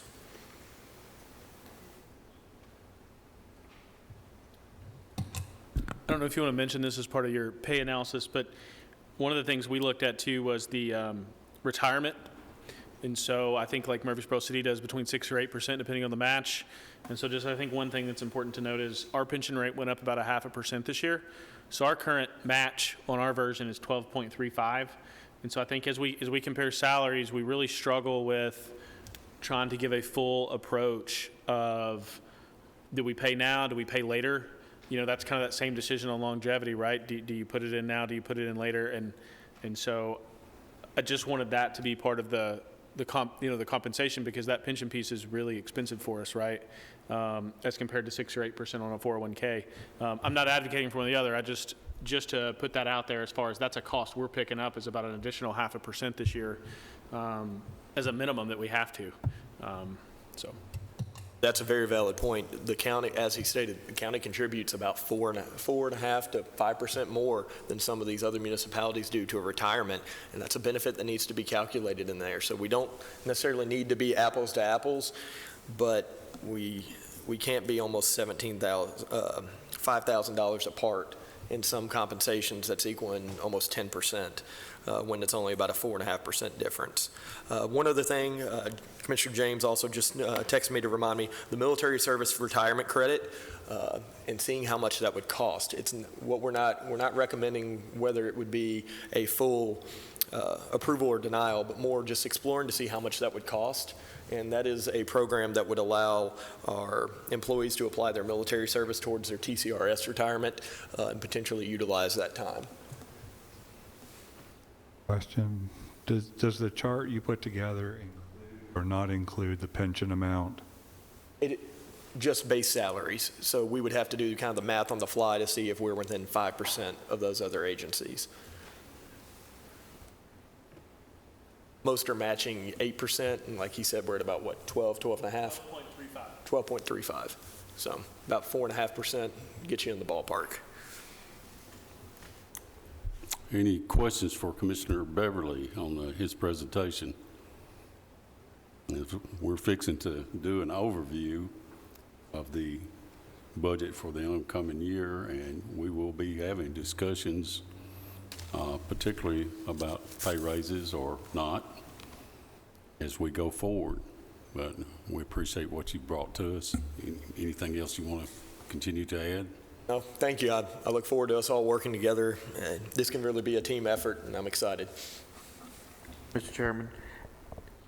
You're recognized. Okay. So, am I understanding that of these 3 proposals, public safety is recommending the third one, C? That's what I'm... That's specific. They voted on kind of three things. I'm lumping them together. They wanted this committee to look at, and correct me if I'm wrong, Commissioner Beverly, but they wanted us to look at longevity. And out of that, they kind of ranked the proposals, and I believe their first rank was option C, which was to go to $100 a year. Then the next after that, I believe, was option, was it B? I believe B and then A after that. So I did run the cost. They did not have the cost at public safety, so that was one component. They asked us to look at the cost of option C for longevity, which would go to $100 a year. That would cost us at about an additional $800,000 countywide. The next thing they asked us to do, I believe, was look at a market study across the board, but specifically at our public safety at the positions Commissioner Beverly mentioned. I think the budget you're going to hear in the next 2 items does address some of those things. Obviously, we're always limited by funds, but they recommended that we do a market study and try to get our pay up to a market rate. Does that kind of summarize that piece? It does, and that's a good thing to have on an annual basis, just to make sure we're staying there and we're not making large leaps and bounds every 2 years. And then the third piece was, I believe, from Commissioner James, as part of amended that motion that night, looked at the application for military service retirement credit, which we are looking into that. I don't think we have an answer for you tonight on that, but that also got forwarded to. I think those were the three things. Did I miss anything? That was it, and then potentially amending the law enforcement pay table to more serve your firefighters, EMS department, and law enforcement all in one table, because that's where we're really having to stay the most competitive. And it's easier to adjust when they're all on the same table. And how is longevity pay calculated now? Right now, after 3 years, you're vested, but it's $25 per year, but you don't start receiving that until after 3 years. So $25 per year, but you start, so your first year you get it as your third year and you get $75. Gotcha. For example, Commissioner Gooch, our average tenure is about 8 years, and using a sample salary of $60,000, for comparison's sake, our current longevity on an 8-year cycle would get you $200, and proposed longevity would take that up to $800, or about 1.3% of the salary. Commissioner, I think that's why he asked the question about comparing that cost of longevity to what an across the board, like the 1% would be, which is kind of why, one of the reasons we ran that number, just to see what, as far as options, and see what that was going to cost. That potential adoption gets us more of a bang for our buck than simply raising the table 1% on a flat rate.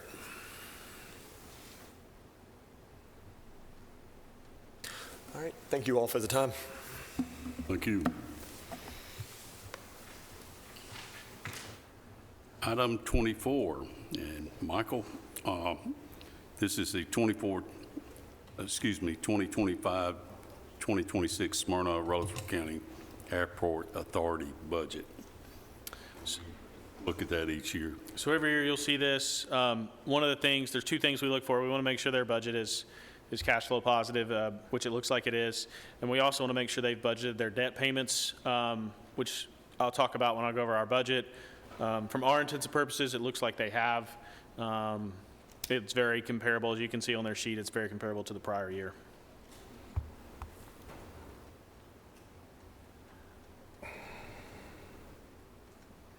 And this is something we'll need to vote on tonight.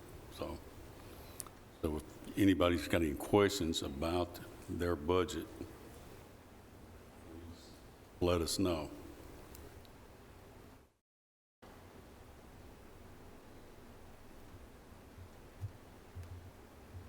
We're looking at it, it balances. Yes, I mean, it's not something that our office prepares at all. I mean, they submit it to us as required. We receive several of the component units of the county have to submit things to our office, and we make sure that it looks reasonable. I mean, but as far as why they picked a certain number, we would have to have them come and tell you. Main thing we want to know is if they got the money to pay us back. Correct. For our, and that's, like I said, we always look for that and make sure that they've budgeted that. And does the finance office recommend approval? Yes. Motion to approve the I have a budget. motion to approve the airport authority's budget, and a second, Commissioner Irving. Any discussion? Call roll, please. Commissioner Harris? Yes. Commissioner Irvin? Yes. Commissioner Johnson? Commissioner Piercy? Commissioner Shrenia? Yes. Commissioner Gooch? Yes. Commissioner P? Yes, motion carries. Thank you. All right, item 25. And Michael, we're going to keep pushing these off on you for a minute. So what you have in front of you tonight is our GO bond resolution. We talked about this last month. There's two things I want to emphasize here. One, it's going to be for $112 million, but that's a not to exceed number.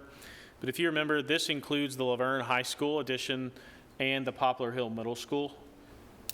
And so that's what both of these are. We don't expect it to be right at 112. We expect it to be closer to 111 million or 110 million and some change, but we're not sure what the underwriter's discount is going to be, what the closing costs are going to be, and so we always budget a not to exceed number. So like I said, we expect that to be a little less. Also, we've tried to be as conservative as we can on the interest rate that we anticipate. We'll talk a little more about that when we get to the debt service fund budget, but that's what this GO bond is for those two projects that have already been approved. One other thing I'll add, while we are requesting this get approved tonight and we'll go to commission next week, we don't anticipate actually borrowing money until probably July. But of course, we always monitor the market. We will pull an issue if we think it's very volatile. We do that in conjunction with our investment advisor and our bond counsel. But this goes ahead and gets it to where we can strike while the iron's hot if we need to in June, but the plan right now is to borrow in July. Okay, you've heard the request. Any further discussion, any questions, comments? If not, I will entertain a motion. And as he said, it's already passed the commission. This is basically giving Michael Yeah, this is the authority for us to go to the bond market to get those bonds. Y'all have already approved the two projects that this is a fund. Motion to approve. I have a motion to approve. Second. And a second. Mr. Sereno, any further discussion? Call roll, please. Commissioner Harris? Yes. Commissioner Irvin? Yes. Commissioner Johnson? Commissioner Piercy? Commissioner Sereno? Yes. Commissioner Gooch? Yes. Commissioner P? Yes, motion carries. Okay. Now, getting down to the fun part now. I know several of you guys, well, all of you recognize what I'm holding up here, and we'll be using it quite frequently in the next few weeks. Did everybody get a copy on your desk? We had a commissioner that passed those out, and I just want to make sure they got to the right. They should, yes. So what I'd like to do is kind of go through the layout of the book, and then I can give you a brief overview, and then I'll go into as much detail or answer as many questions as you like. But if that's okay with y'all, I'll kind of go through the format or the layout, tell you what's there, and we'll just kind of start at the beginning if that's okay. Please continue. So just like in prior years, you're going to have your index that tells you what's on your tabs. That's on the first page. It's the exact same layout as last year. Right behind that page is going to be the budget calendar on the front side of that sheet. And then right behind that's going to be the budget committee meeting dates. Now, we get a lot of questions on what departments come in which night. That sheet is going to tell you. So starting next Tuesday, we start with all the departments coming, and you can see that we have them listed out right there. And then we continue on the 19th and continue on the 21st. And then I want to pay special attention. You'll see on the 27th, we have a joint meeting with the Health and Education Committee that is going to include the school's budget. So just like in years past, we'll have that joint meeting. The Health and Education Committee will vote first. If this committee would like to vote, you could take a vote or you could defer it, as in the past. Sometimes y'all have deferred that until y'all's next meeting, but that's how we have the calendar laid out. Any questions on the calendar? Okay. So the next page, we're going to go to under tab 1. There's going to be 3 things there. I'll spend most of my time here tonight on this under this tab. Quick question. Have Sure. the schools indicated when they're going to provide their budget so we can... I'm fixing to talk about that. Yep. So I'm going to touch on each, you're going to see right there that statement of proposed operations, and I'm going to touch on each fund briefly. I can go into as much detail here in a second. I will touch on the schools and about their timeline as well when I get to them. So as we walk down through here, it's going to be in order of fund there.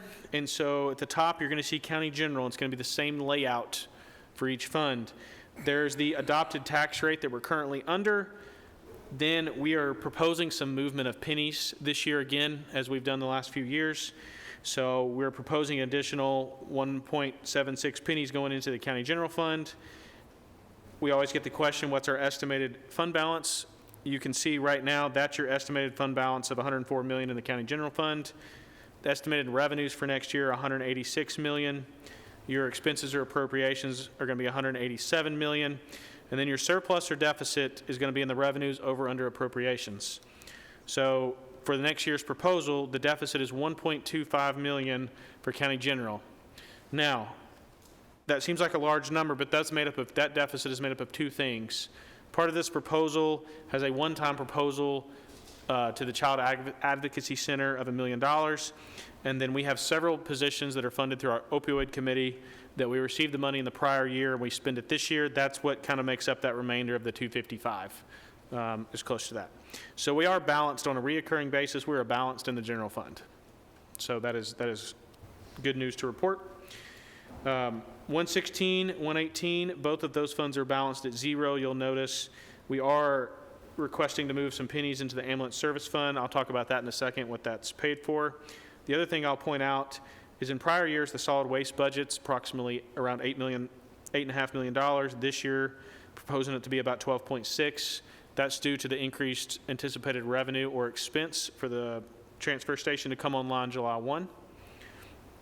As we move on down, Fund 119, we just talked about the airport budget. That is where they make debt payments to us and we transfer their debt out of that fund. That is all that's in that fund is the debt payments for the airport authority. They currently have 2 debt issuances outstanding right now. 121 and 122, as a reminder, that's your DEA and your drug fund that is utilized at the sheriff's office. It shows a deficit there, but I want to point out that is normal. That is every year. We do not know how much they're going to confiscate, so they typically confiscate money and they'll spend it on the next future years. As you can see, they have plenty of money there to do that. The highway fund is next. It has a surplus of approximately $100,000. And then next, we're going to get to the schools. So that's going to be 141, 143, and 177. So you're going to see I have plugged in, they have sent me their totals of the budget. Their budget has not been passed yet by their school board. So what these are placeholders. This is what they're going to request from their board. However, that is subject to change. But I have put in the placeholders of what they told me yesterday they were going to present to their board. I believe they presented it last night at a work session. But, for example, we're going to look at 141. They are proposing a deficit of almost $8 million. They have revenues of 573 and expenses of 581. They have not given me the okay or passed the school board to give the itemized insert to hand out to y'all. As soon as they do and as soon as they pass, I'll give you an insert like in prior years to stick in your book. That tab in the back is empty right now. I've also requested that they provide us for the 177 fund a copy of the list of projects that their board approved. If they send me that, I will print an insert for you to go in your book here for 177. The other thing on 141 this is important, and so hopefully y'all can write this number down. But every year we talk about maintenance of effort. Currently, this proposal increases the school's maintenance of effort by approximately $2.9 million. Michael, I'm sorry, Mr. Chairman. You're recognized. Michael, I do not want to get ahead of us, so I'm not really going to get into it. But Fund 143. Yep. Can you give me just a quick summary of how we are 6.6? Yep. Billion I'm fixing in a deficit? great question. I'm fixing to touch on that exactly, yes. So before I get to that, does that make sense on 141 for the 2.9 million over MOE? Okay. So getting to 143, that's the school cafeteria fund. That fund is primarily funded by USDA revenue lunch and breakfast payments from the USDA. It is also made up of payments from, if you were to go eat lunch with your child at school and you pay cash at the cash register there, that's what made up of this money. However, the USDA requires that over a certain amount of reserves, you have a planned spend down of fund balance, and that's what that 6.6 million is. So they're required, once they reach a certain, I believe it's over 3 months worth of fund balance, they have to have a plan to spend that down, and they typically spend that down by the means of updating ovens, replacing old kitchen equipment, and things like that. They don't always hit it, but you have to have a plan, and so that's what makes up the 6.6 million deficit that you see right there.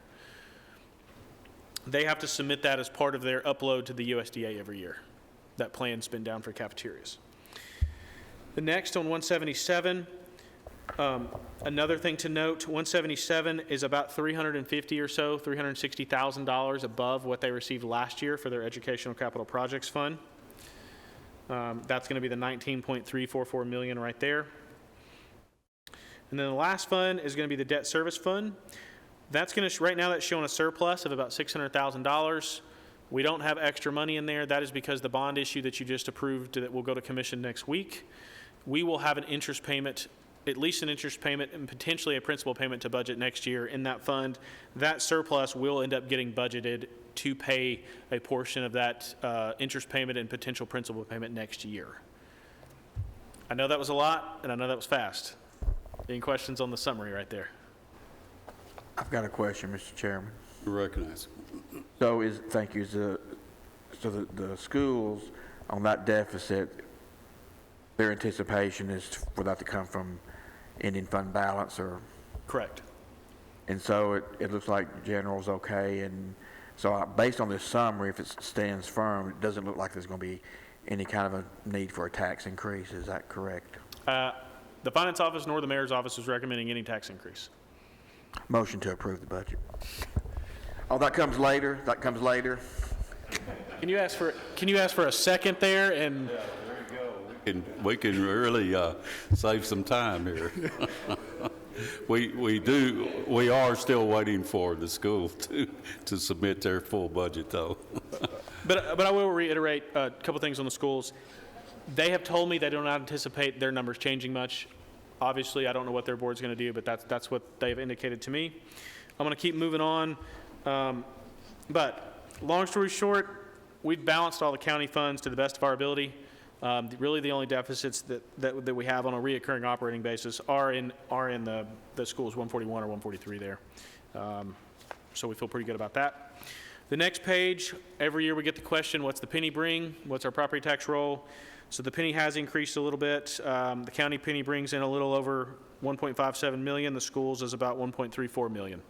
That's going to be on the bottom right-hand corner of that page. The difference is, we talk about this all the time, is the weighted ADA rate. Currently that's 85.06 to 14.94%. And again, you'll see the movement of the requested movement of pennies there.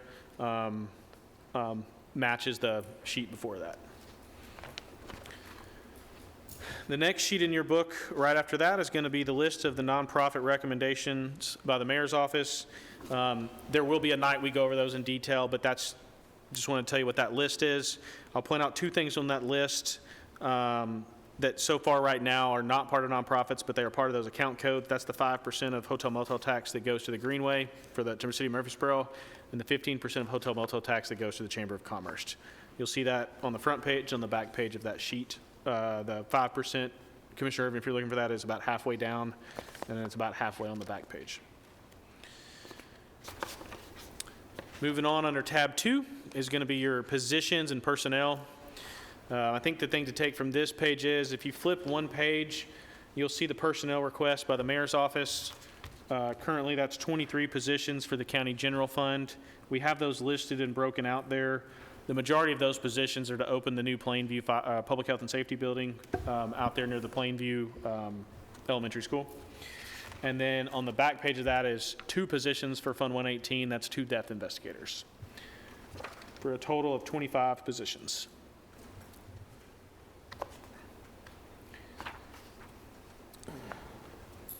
Now, I'm going to cover one more thing, and then I'll get into some of the big budget highlights or changes. But the next page under tab 3 starts all of your funds. They are all going to go in order. Revenue is going to be first, and expenditures are going to be second. So I won't go through those tonight unless y'all want me to, but there's 2 things I want to point out. Go ahead.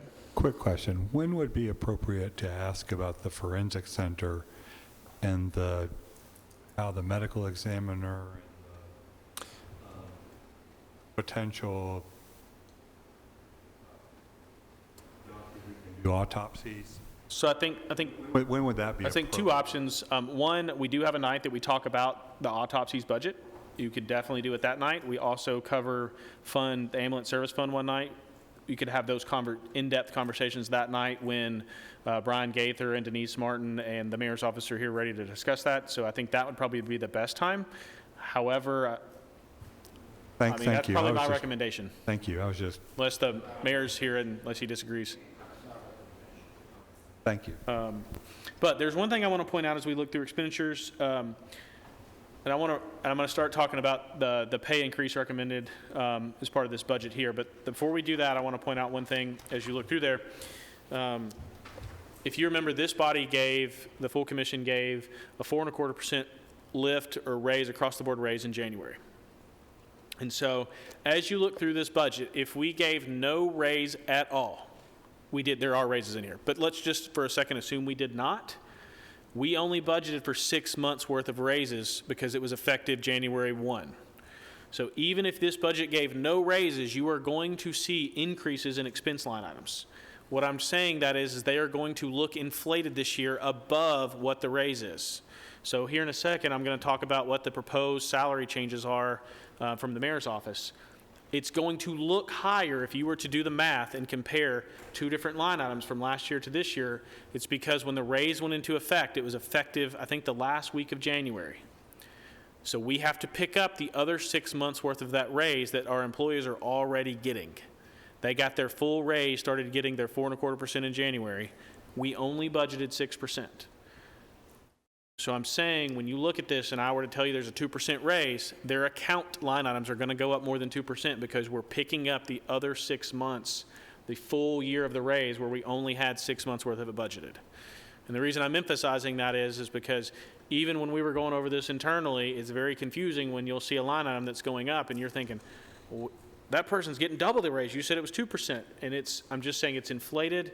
So when you look at that, just keep that in mind. Now, before we get into talking about salaries, I just want to say this is probably the most challenging budget I've been through since we've been here. One of the reasons is because a budget is very easy if you have a lot of excess money, or if you don't have any money. Those two budgets are very easy. It's very easy to cut stuff if I have no money, no money, and it's a lot hard. It's a lot easier if you've got excess money. You can give everybody everything.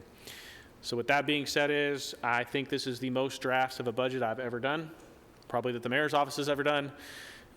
So one of the goals that I think my office, the mayor's office, has heard loud and clear from this body, from public safety, was, hey, take care of everybody, but also please take care of our public safety employees because we're hurting. So this budget, we threw everything we could with all of that in mind. So with that being said, there is an increased lift to the table of 2% here. Every employee, we budgeted their step increase if eligible, so we were worried we would not be able to do that in January. So regardless of some targeted raises to public safety or some market adjustments, every employee that is eligible for their step increase, that's been budgeted for, and a 2% lift to the table. And I think that's important to note because we did give the 4.25% in January. So that is a large raise that we've been able to give with no tax increase as part of this budget. The second thing is we tried to do some targeted increases for the public safety that we talked about, and for some underfunded market positions. And so part of that is we moved for fire, EMTs, and detention. And when I say detention, I'm lumping in jail, juvenile detention, county warehouse, anybody that's a guard or detention. They've moved an additional 2 pay grades, so we really targeted those because those are our highest open positions in the county. I believe the jail fluctuates anywhere from 25 to 30 openings at any given time. We also targeted patrol, so they moved an extra grade on the pay table. On top, all of that is in addition to the 2% across the board lift. That is all included in what's in front of you tonight. We got as close to we could as what that mandate was, we thought was from the stakeholders that everybody put in. This does not include the 5 or 10 years experience. We would have loved to have done that. We chose to take care of our current employees that we have first, and hopefully if revenue is available, then we would shift to that. But that's kind of our thought process as we work through this. I don't know if the mayor has anything to add. Did I miss anything?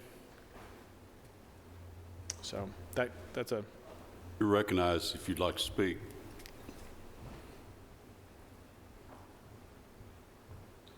Thank you, Mr. Chairman. Only briefly, only that I just want to reiterate Michael's comments. This is my 3rd budget, and this was by far the most challenging budget. I won't get into the reasons why. You know the reasons why.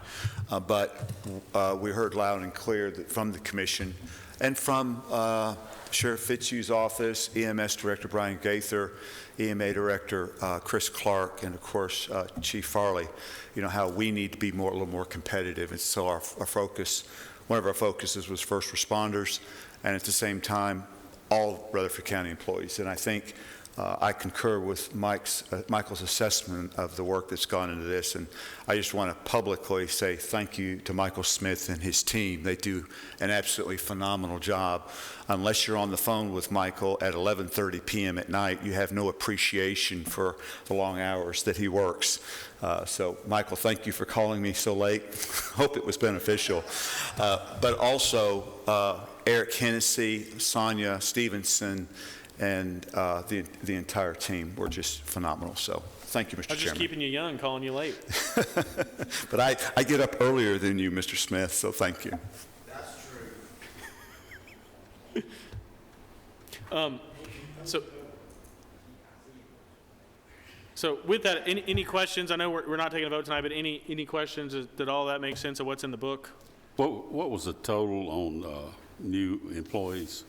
25, I believe. I believe it was 23 in the general fund and 2 in Fund 118. Okay, thank you.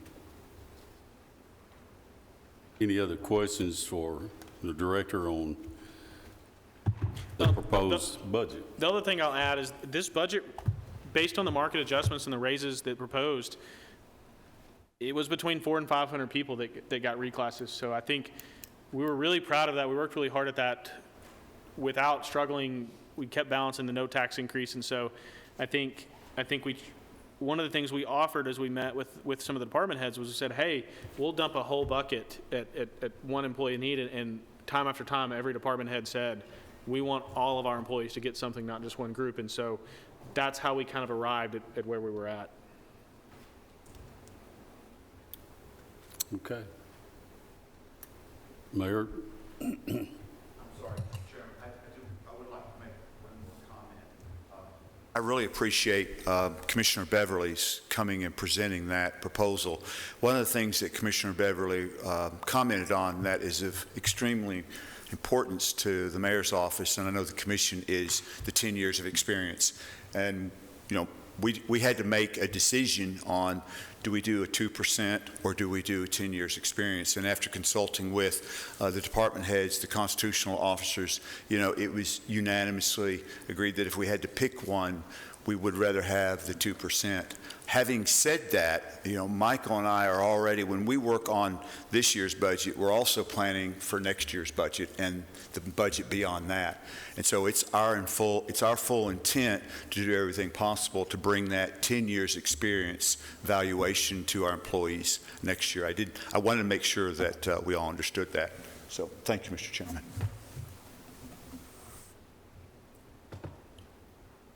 All right. I believe that brings us to the end of the overview, unless I've got specific questions from the committee. If not, Michael, please move on to the next item, 27, Board of Commissioners Conference Pay Policy.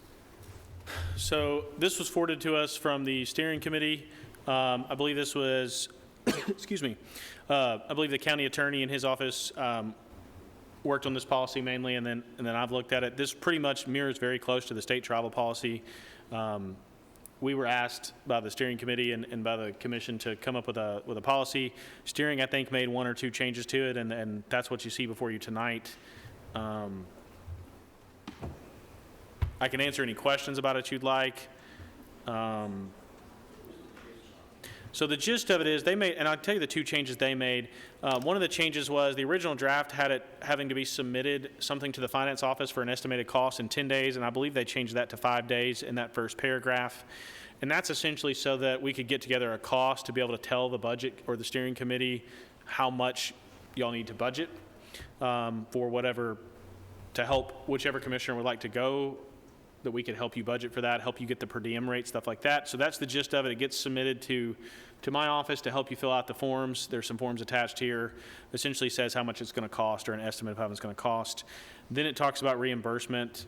Like I said, it pretty much mirrors, essentially is over so many miles. I believe they changed it. I'm looking for it. I thought they changed it to 300 or 400. Yeah, 400. So air travel is not allowed over 400, and overnight lodging is not allowed unless it's greater than 100. So the gist of it is, if you drive to Nashville to a conference, you get a mileage reimbursement. You can't stay overnight. and we would reimburse you the mileage or your conference fee. If you travel overnight or greater than 100 miles, then the per diem rate kicks in and you could get your meals. We would pay on a per diem basis. You don't submit receipts. You do the per diem rate that's on the GSA rate. But essentially it just lays out the steps to take if a commissioner would like to go on to a conference or a trip. And eventually this would go to steering budget and to the full commission and get approved. And then as far as budgeting for this, y'all could budget on a project or a trip by trip basis, or y'all could put in a pot of money at the beginning of the year. Either is fine. Michael, do you need a vote on this Yes. tonight? Okay. Well, if y'all want it to go, it'll need to go to the full commission for approval, but you could defer it if you would like, but if we want it to go to the commission, we need a vote. Y'all saw this in steering earlier in the week, Chairman Harris, I believe. How did the vote on that go? Is it 7-0. We made two changes. One is you cannot reimburse flights unless it's over 400 miles, and the 10 to 5 days. And 10 to 5 days. okay? So basically, if a commission wanted to attend something, it goes through the whole process of being approved up to the county commission? That's correct. So anything as small as going to Nashville, or something as big as going to New Mexico? So yes, that is, so if you want to be reimbursed, yes. And so if you want to go to a conference in Nashville for 2 days, you would submit this 5 days prior to the steering committee to my office to help gather the cost. Now, if it's a really small trip, you may not need any help. You would just formally submit it. It would go to steering for approval. Steering always meets the money before budget. It would go to budget for funding, and then it would go to commission for final approval. I'll give you an example, and I brought this up at Public Works the other night. There's a conference in, I believe it's Gatlinburg, about sustainability for solid waste. And the conference covers things like recycling, composting, new innovative ideas that are out there. I think this is an ongoing conference. It's been going on for several years, but I think it'd be a good idea for as many people on Public Works, especially, or any of the commissioners that are interested in our solid waste problems, to go to that conference. But that's one of the, it's not that expensive. I think it'd be around $300 to $400 per person to actually go, and that's for the cost of the conference. I don't have exact numbers in front of me. But anyway, that's an example that it could be used for. And of course, it would have to be approved by the commission. But having said that, are there any other questions about this? If not, I'll entertain a motion. So moved. I have a motion to approve the recommendations from steering. And a second, any discussion? Who was the second? Irving. Call roll, please. Commissioner Harris? Yes. Commissioner Irvin? Yes. Commissioner Johnson? Yes. Commissioner Piercy? Yes. Commissioner Shrino? Yes. Commissioner Gooch? Yes. Commissioner P? Yes, motion carries, so this will be going to the full commission. All right, item 28, Rutherford Opioid Board 2025-26 funding discussion and advertising contracts. Michael? So the Opioid Board this past Wednesday approved several things that you'll see on the night we talk about the opioids budget, but 2 of those things need to be approved tonight. They are for next year. One is the Lamar Billboard contract where we do the billboard advertising for the opioid committee, and the other is the Smart Light advertising renewal contract. Those go into effect either June 30th or September 1. And so they needed the artwork and stuff to approved. And so they asked that we go ahead and approve those tonight. Those would go into effect next fiscal year. And then the funding for the Opioid Board approved several funding for several organizations.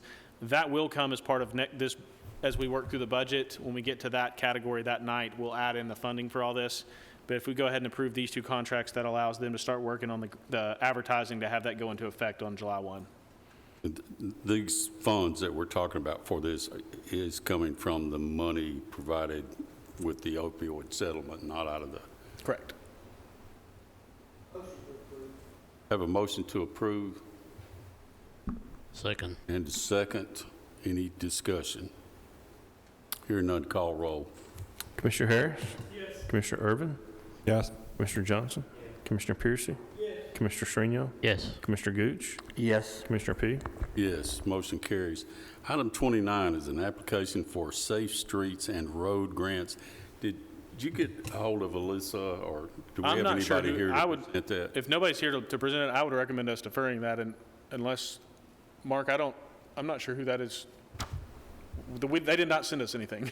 That would also be, you're recognized, please. We've got somebody coming forward, may have some information here. Good.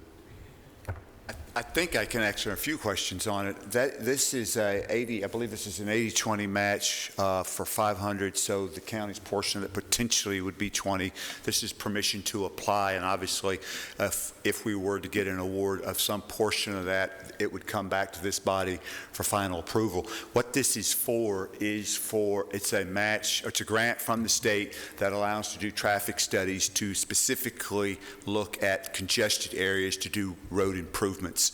This is an initiative by Commissioner Dodd to work with developers and the road superintendent and the cities. The cities of Smyrna and Murfreesboro are already applying for this same grant, and we would like to apply for this grant as well, to work in concert with them to hopefully help us do traffic studies to determine how we can alleviate congestion in the future. So it's an 80-20 match, Mr. Chairman, and I think the maximum is $500,000. But this is just permission to apply. Yes, sir, it is. Okay, It's so just there'd be permission to no apply. money If tonight. awarded, we would absolutely come back here. Okay, you've heard the recommendation from the mayor. Any discussion or questions? I'll move that we grant permission to apply. Okay, I have a motion to apply and a second. Any further discussion? All in favor signify by saying aye. Aye. Any opposed? Motion carries. Okay, so they do have permission to apply. Now, item 30, transfer station tipping fees. And Mayor, are you going to do that one, or have we got, I know you had a PowerPoint last time I saw that. Yes, sir. My apologies, and I didn't bring the slide with me, but I think with the help of Commissioner Phillips, we can recall this. Basically, what we have to do is, and Michael can explain this, is when the county receives revenue, we have to set up, Michael helped me, a fund account, and basically we're establishing the rate, the tipping rate at the transfer station by commercial haulers. I believe the rate is from 5,000 to, 8,000 tons or more per month is $75 a month. Thank you, Chairman Phillips. The rate from, I believe, 5,000 to 8,000 is $77.50. The rate from 2,000 to 5,000 is $80. The rate from 200 tons to 2,000 tons, or 1,999 tons, is $85. And then the gate or cash rate is $95 per ton. And this was approved 70-0 by Public Works Committee. Mayor, would you forward that to me so I can add that to the agenda for the commission?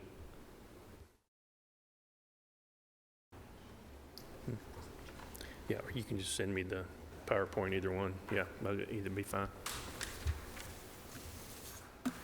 Chairman, You're recognized. Mayor Carr, just work with me here, because I kind of went over Public Works. According to the West End, transportation in the contract will be $22. That's correct. Okay, and then it'll be 30 cents. 30 cents. Disposal, $40, $40 for disposal, and loading will be $10.10, based on 110,000 per year, 60K for replacement, 50K for profit. Does that sound right? You're close, but close enough for our illustration, yes, sir. Okay. And I think these numbers are coming straight off the contract, so it's $72.40. That sounds right. Okay. Now, if we put in debt, which is $20 million at 3.15% over 20 years, that would be $12.32. So if I can, if we want to be exact here, so I'm proud to say that the budgeted amount for the transfer station was $20 million. We were about to close out that account, and we believe we're going to be on or about $17 million. So the actual debt portion of that borrowing was going to be assigned 17. We believe we're going to have $3 million left over of that debt that will not be used for the transfer station. So the actual cost of the transfer station, the road improvements, all in, is going to be on or about $17 million, not 20. So we saved $3 million. But go ahead. And then, I'm going to be 10 to 15 cents to good, 10 to 15 cents to bad. So just work with me here. Operator scale, I have $1.04 a ton.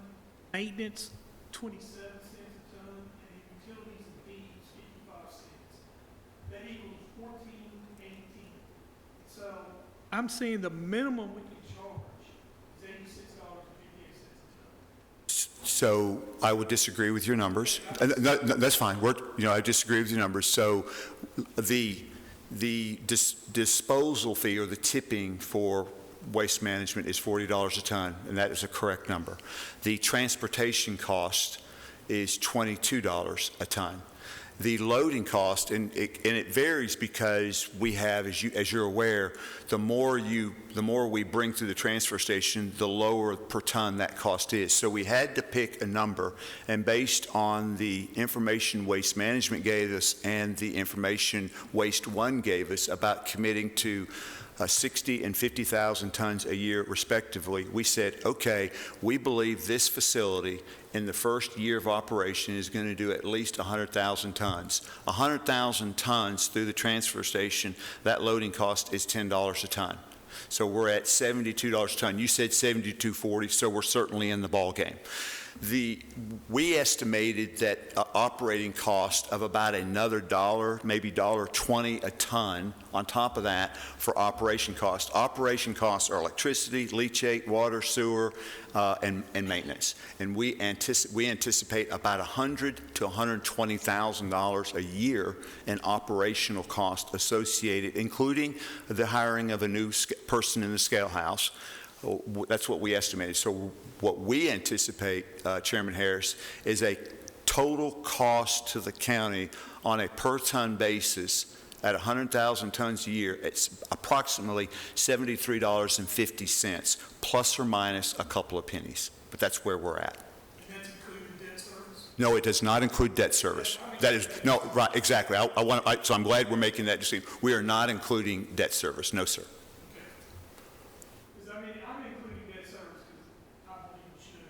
And it's $86.50 minimum charge. My only other question to you is, out of the $110K that you said at Public Works, 60 is coming from Waste Management. So is that all Rutherford County trash? Yes. Okay. And so you're saying that you'll be able to get 50,000 from private haulers? No, sir. What we're saying is that Waste One came up to me afterwards and said they were here that night and said, we are going to bring you 4,200 tons a month. That's over 50,000 tons a year. So between Waste Management and Waste One, we're going to receive, according to what they told me, 110,000 tons a year. That is with no other private haulers coming to our facility. They are a residential pickup service here in Rutherford County. Currently, they take all their waste to the Antioch transfer station. They do a number of HOAs on the western side of the county in the Blackman area. Commissioner Johnson's waving his head like he knows who I'm talking about. They're a new entity in Rutherford County. I think they've been here maybe 2-3 years, and they're working with these HOAs to contract with those HOAs to pick up their residential MSW. So, what do they call again? Waste One. So they don't go to the public station? No, sir. They go to the Antioch transfer station. Gotcha. So they're saying they're going to give us cost of 50 Yes, sir. trash. And how much are we going to charge them?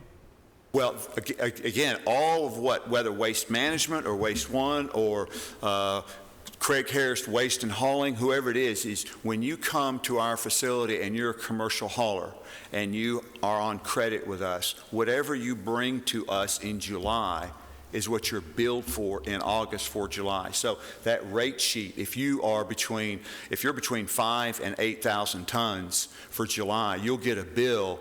Let's say your tonnage for July is 6,000 tons. That's between 5 and 8. You're going to pay 6,000 tons times $77.50, and you'll get a bill in August for the trash that you brought to the transfer station in July. So let's say in August you don't bring anything, or you bring 5 tons or 100 tons. So whatever your tonnage is that month, that's what you're going to pay for at that tiered rate, billed for the following month. So it'll change based on. However, I want to emphasize that Waste Management and Waste One this is a convenience for them because of where they're taking trash now and the wait times and the traffic. So we expect to get an incredible amount of local trash coming to the facility that's currently going outside the county. That's what we've been told. Okay, I mean, the thing that I have a problem with is the debt service. Mm-hmm. We got to pay it. We do. So that's not included in here. So No. I'm kind of feeling like if you come in at $77.75, I mean, I feel like we're doing a subsidy for a multi-billion-dollar development. Like we're giving them a transfer station for $10 a ton. I mean, they get a transfer station, and it's our transfer station. It's not going to change. It's our transfer station, but they're going to be utilizing it. So basically, I feel like we're subsidizing it. I understand the argument, and I hear what you're saying. I would say that that's why we didn't enter into a contract with them exclusive to them. We set a tiered rate but they've got a target to hit just like anybody else. So anybody else could come into the county and hit that targeted rate.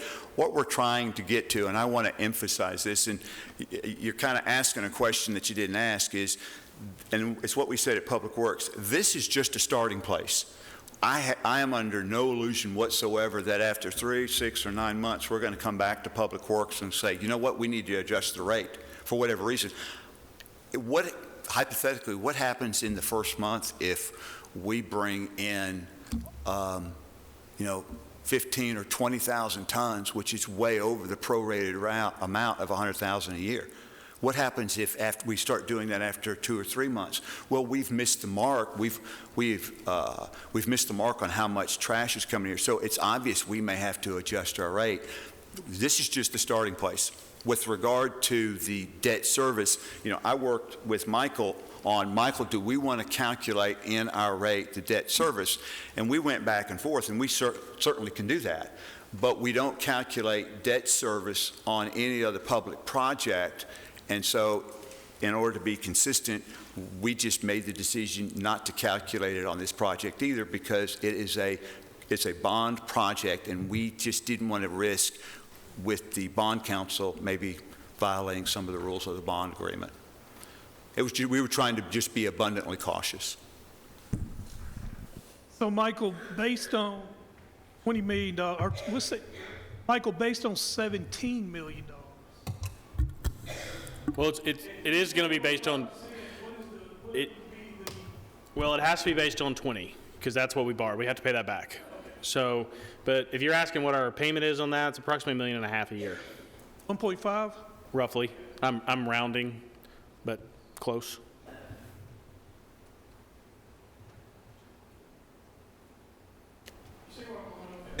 I understand you, and as a businessman who's run 2 large engineering companies, I understand really well the impact of debt service on a budget. But being a private business owner, I also know that I don't get to apply those same principles to government. I have to be careful, and so I'm just trying to be abundantly careful with a GO bond that we don't violate that agreement. I'm not saying we would by doing this. I just want to be careful that we don't. Well, I'll tell you this, Mayor. I was so against this, but I did not know about W1. So that I made a mistake on. I thought they were, I thought you were banking on 50K dollars that are already here that are going to Republic. Because what I don't want to do is get into a bid contest with Republic because they would kill us. They drop the prices down to nothing just to beat us. And you know that. Okay, so where we and you differ on is the debt service. Yes, sir. I got your numbers here. So what is the terms of tipping fees? For instance, say we come back in 6 months and we're losing money. How can we raise them up? What's the procedure for us to raise them? The procedure is Bishop and I would come to Public Works for a request for what we believe the tipping fee should change to, whether up or down. If we're changing the tipping fee, we have to come to Public Works to change that structure. Public Works, that we'd have that debate, we would make the recommendation. The Public Works Committee either could accept it or modify it. It would come back to budget. I think that's isn't that what we settled on? I believe it is. The first proposal that we saw in Public Works was for the mayor and the chairman of the Public Works to get together with the solid waste director to set a rate so they could do that quickly. And that was modified so that the Public Works Committee would actually have to set the rate. So that's the way it is. And then once they set that rate, it would go to budget, then to the full commission.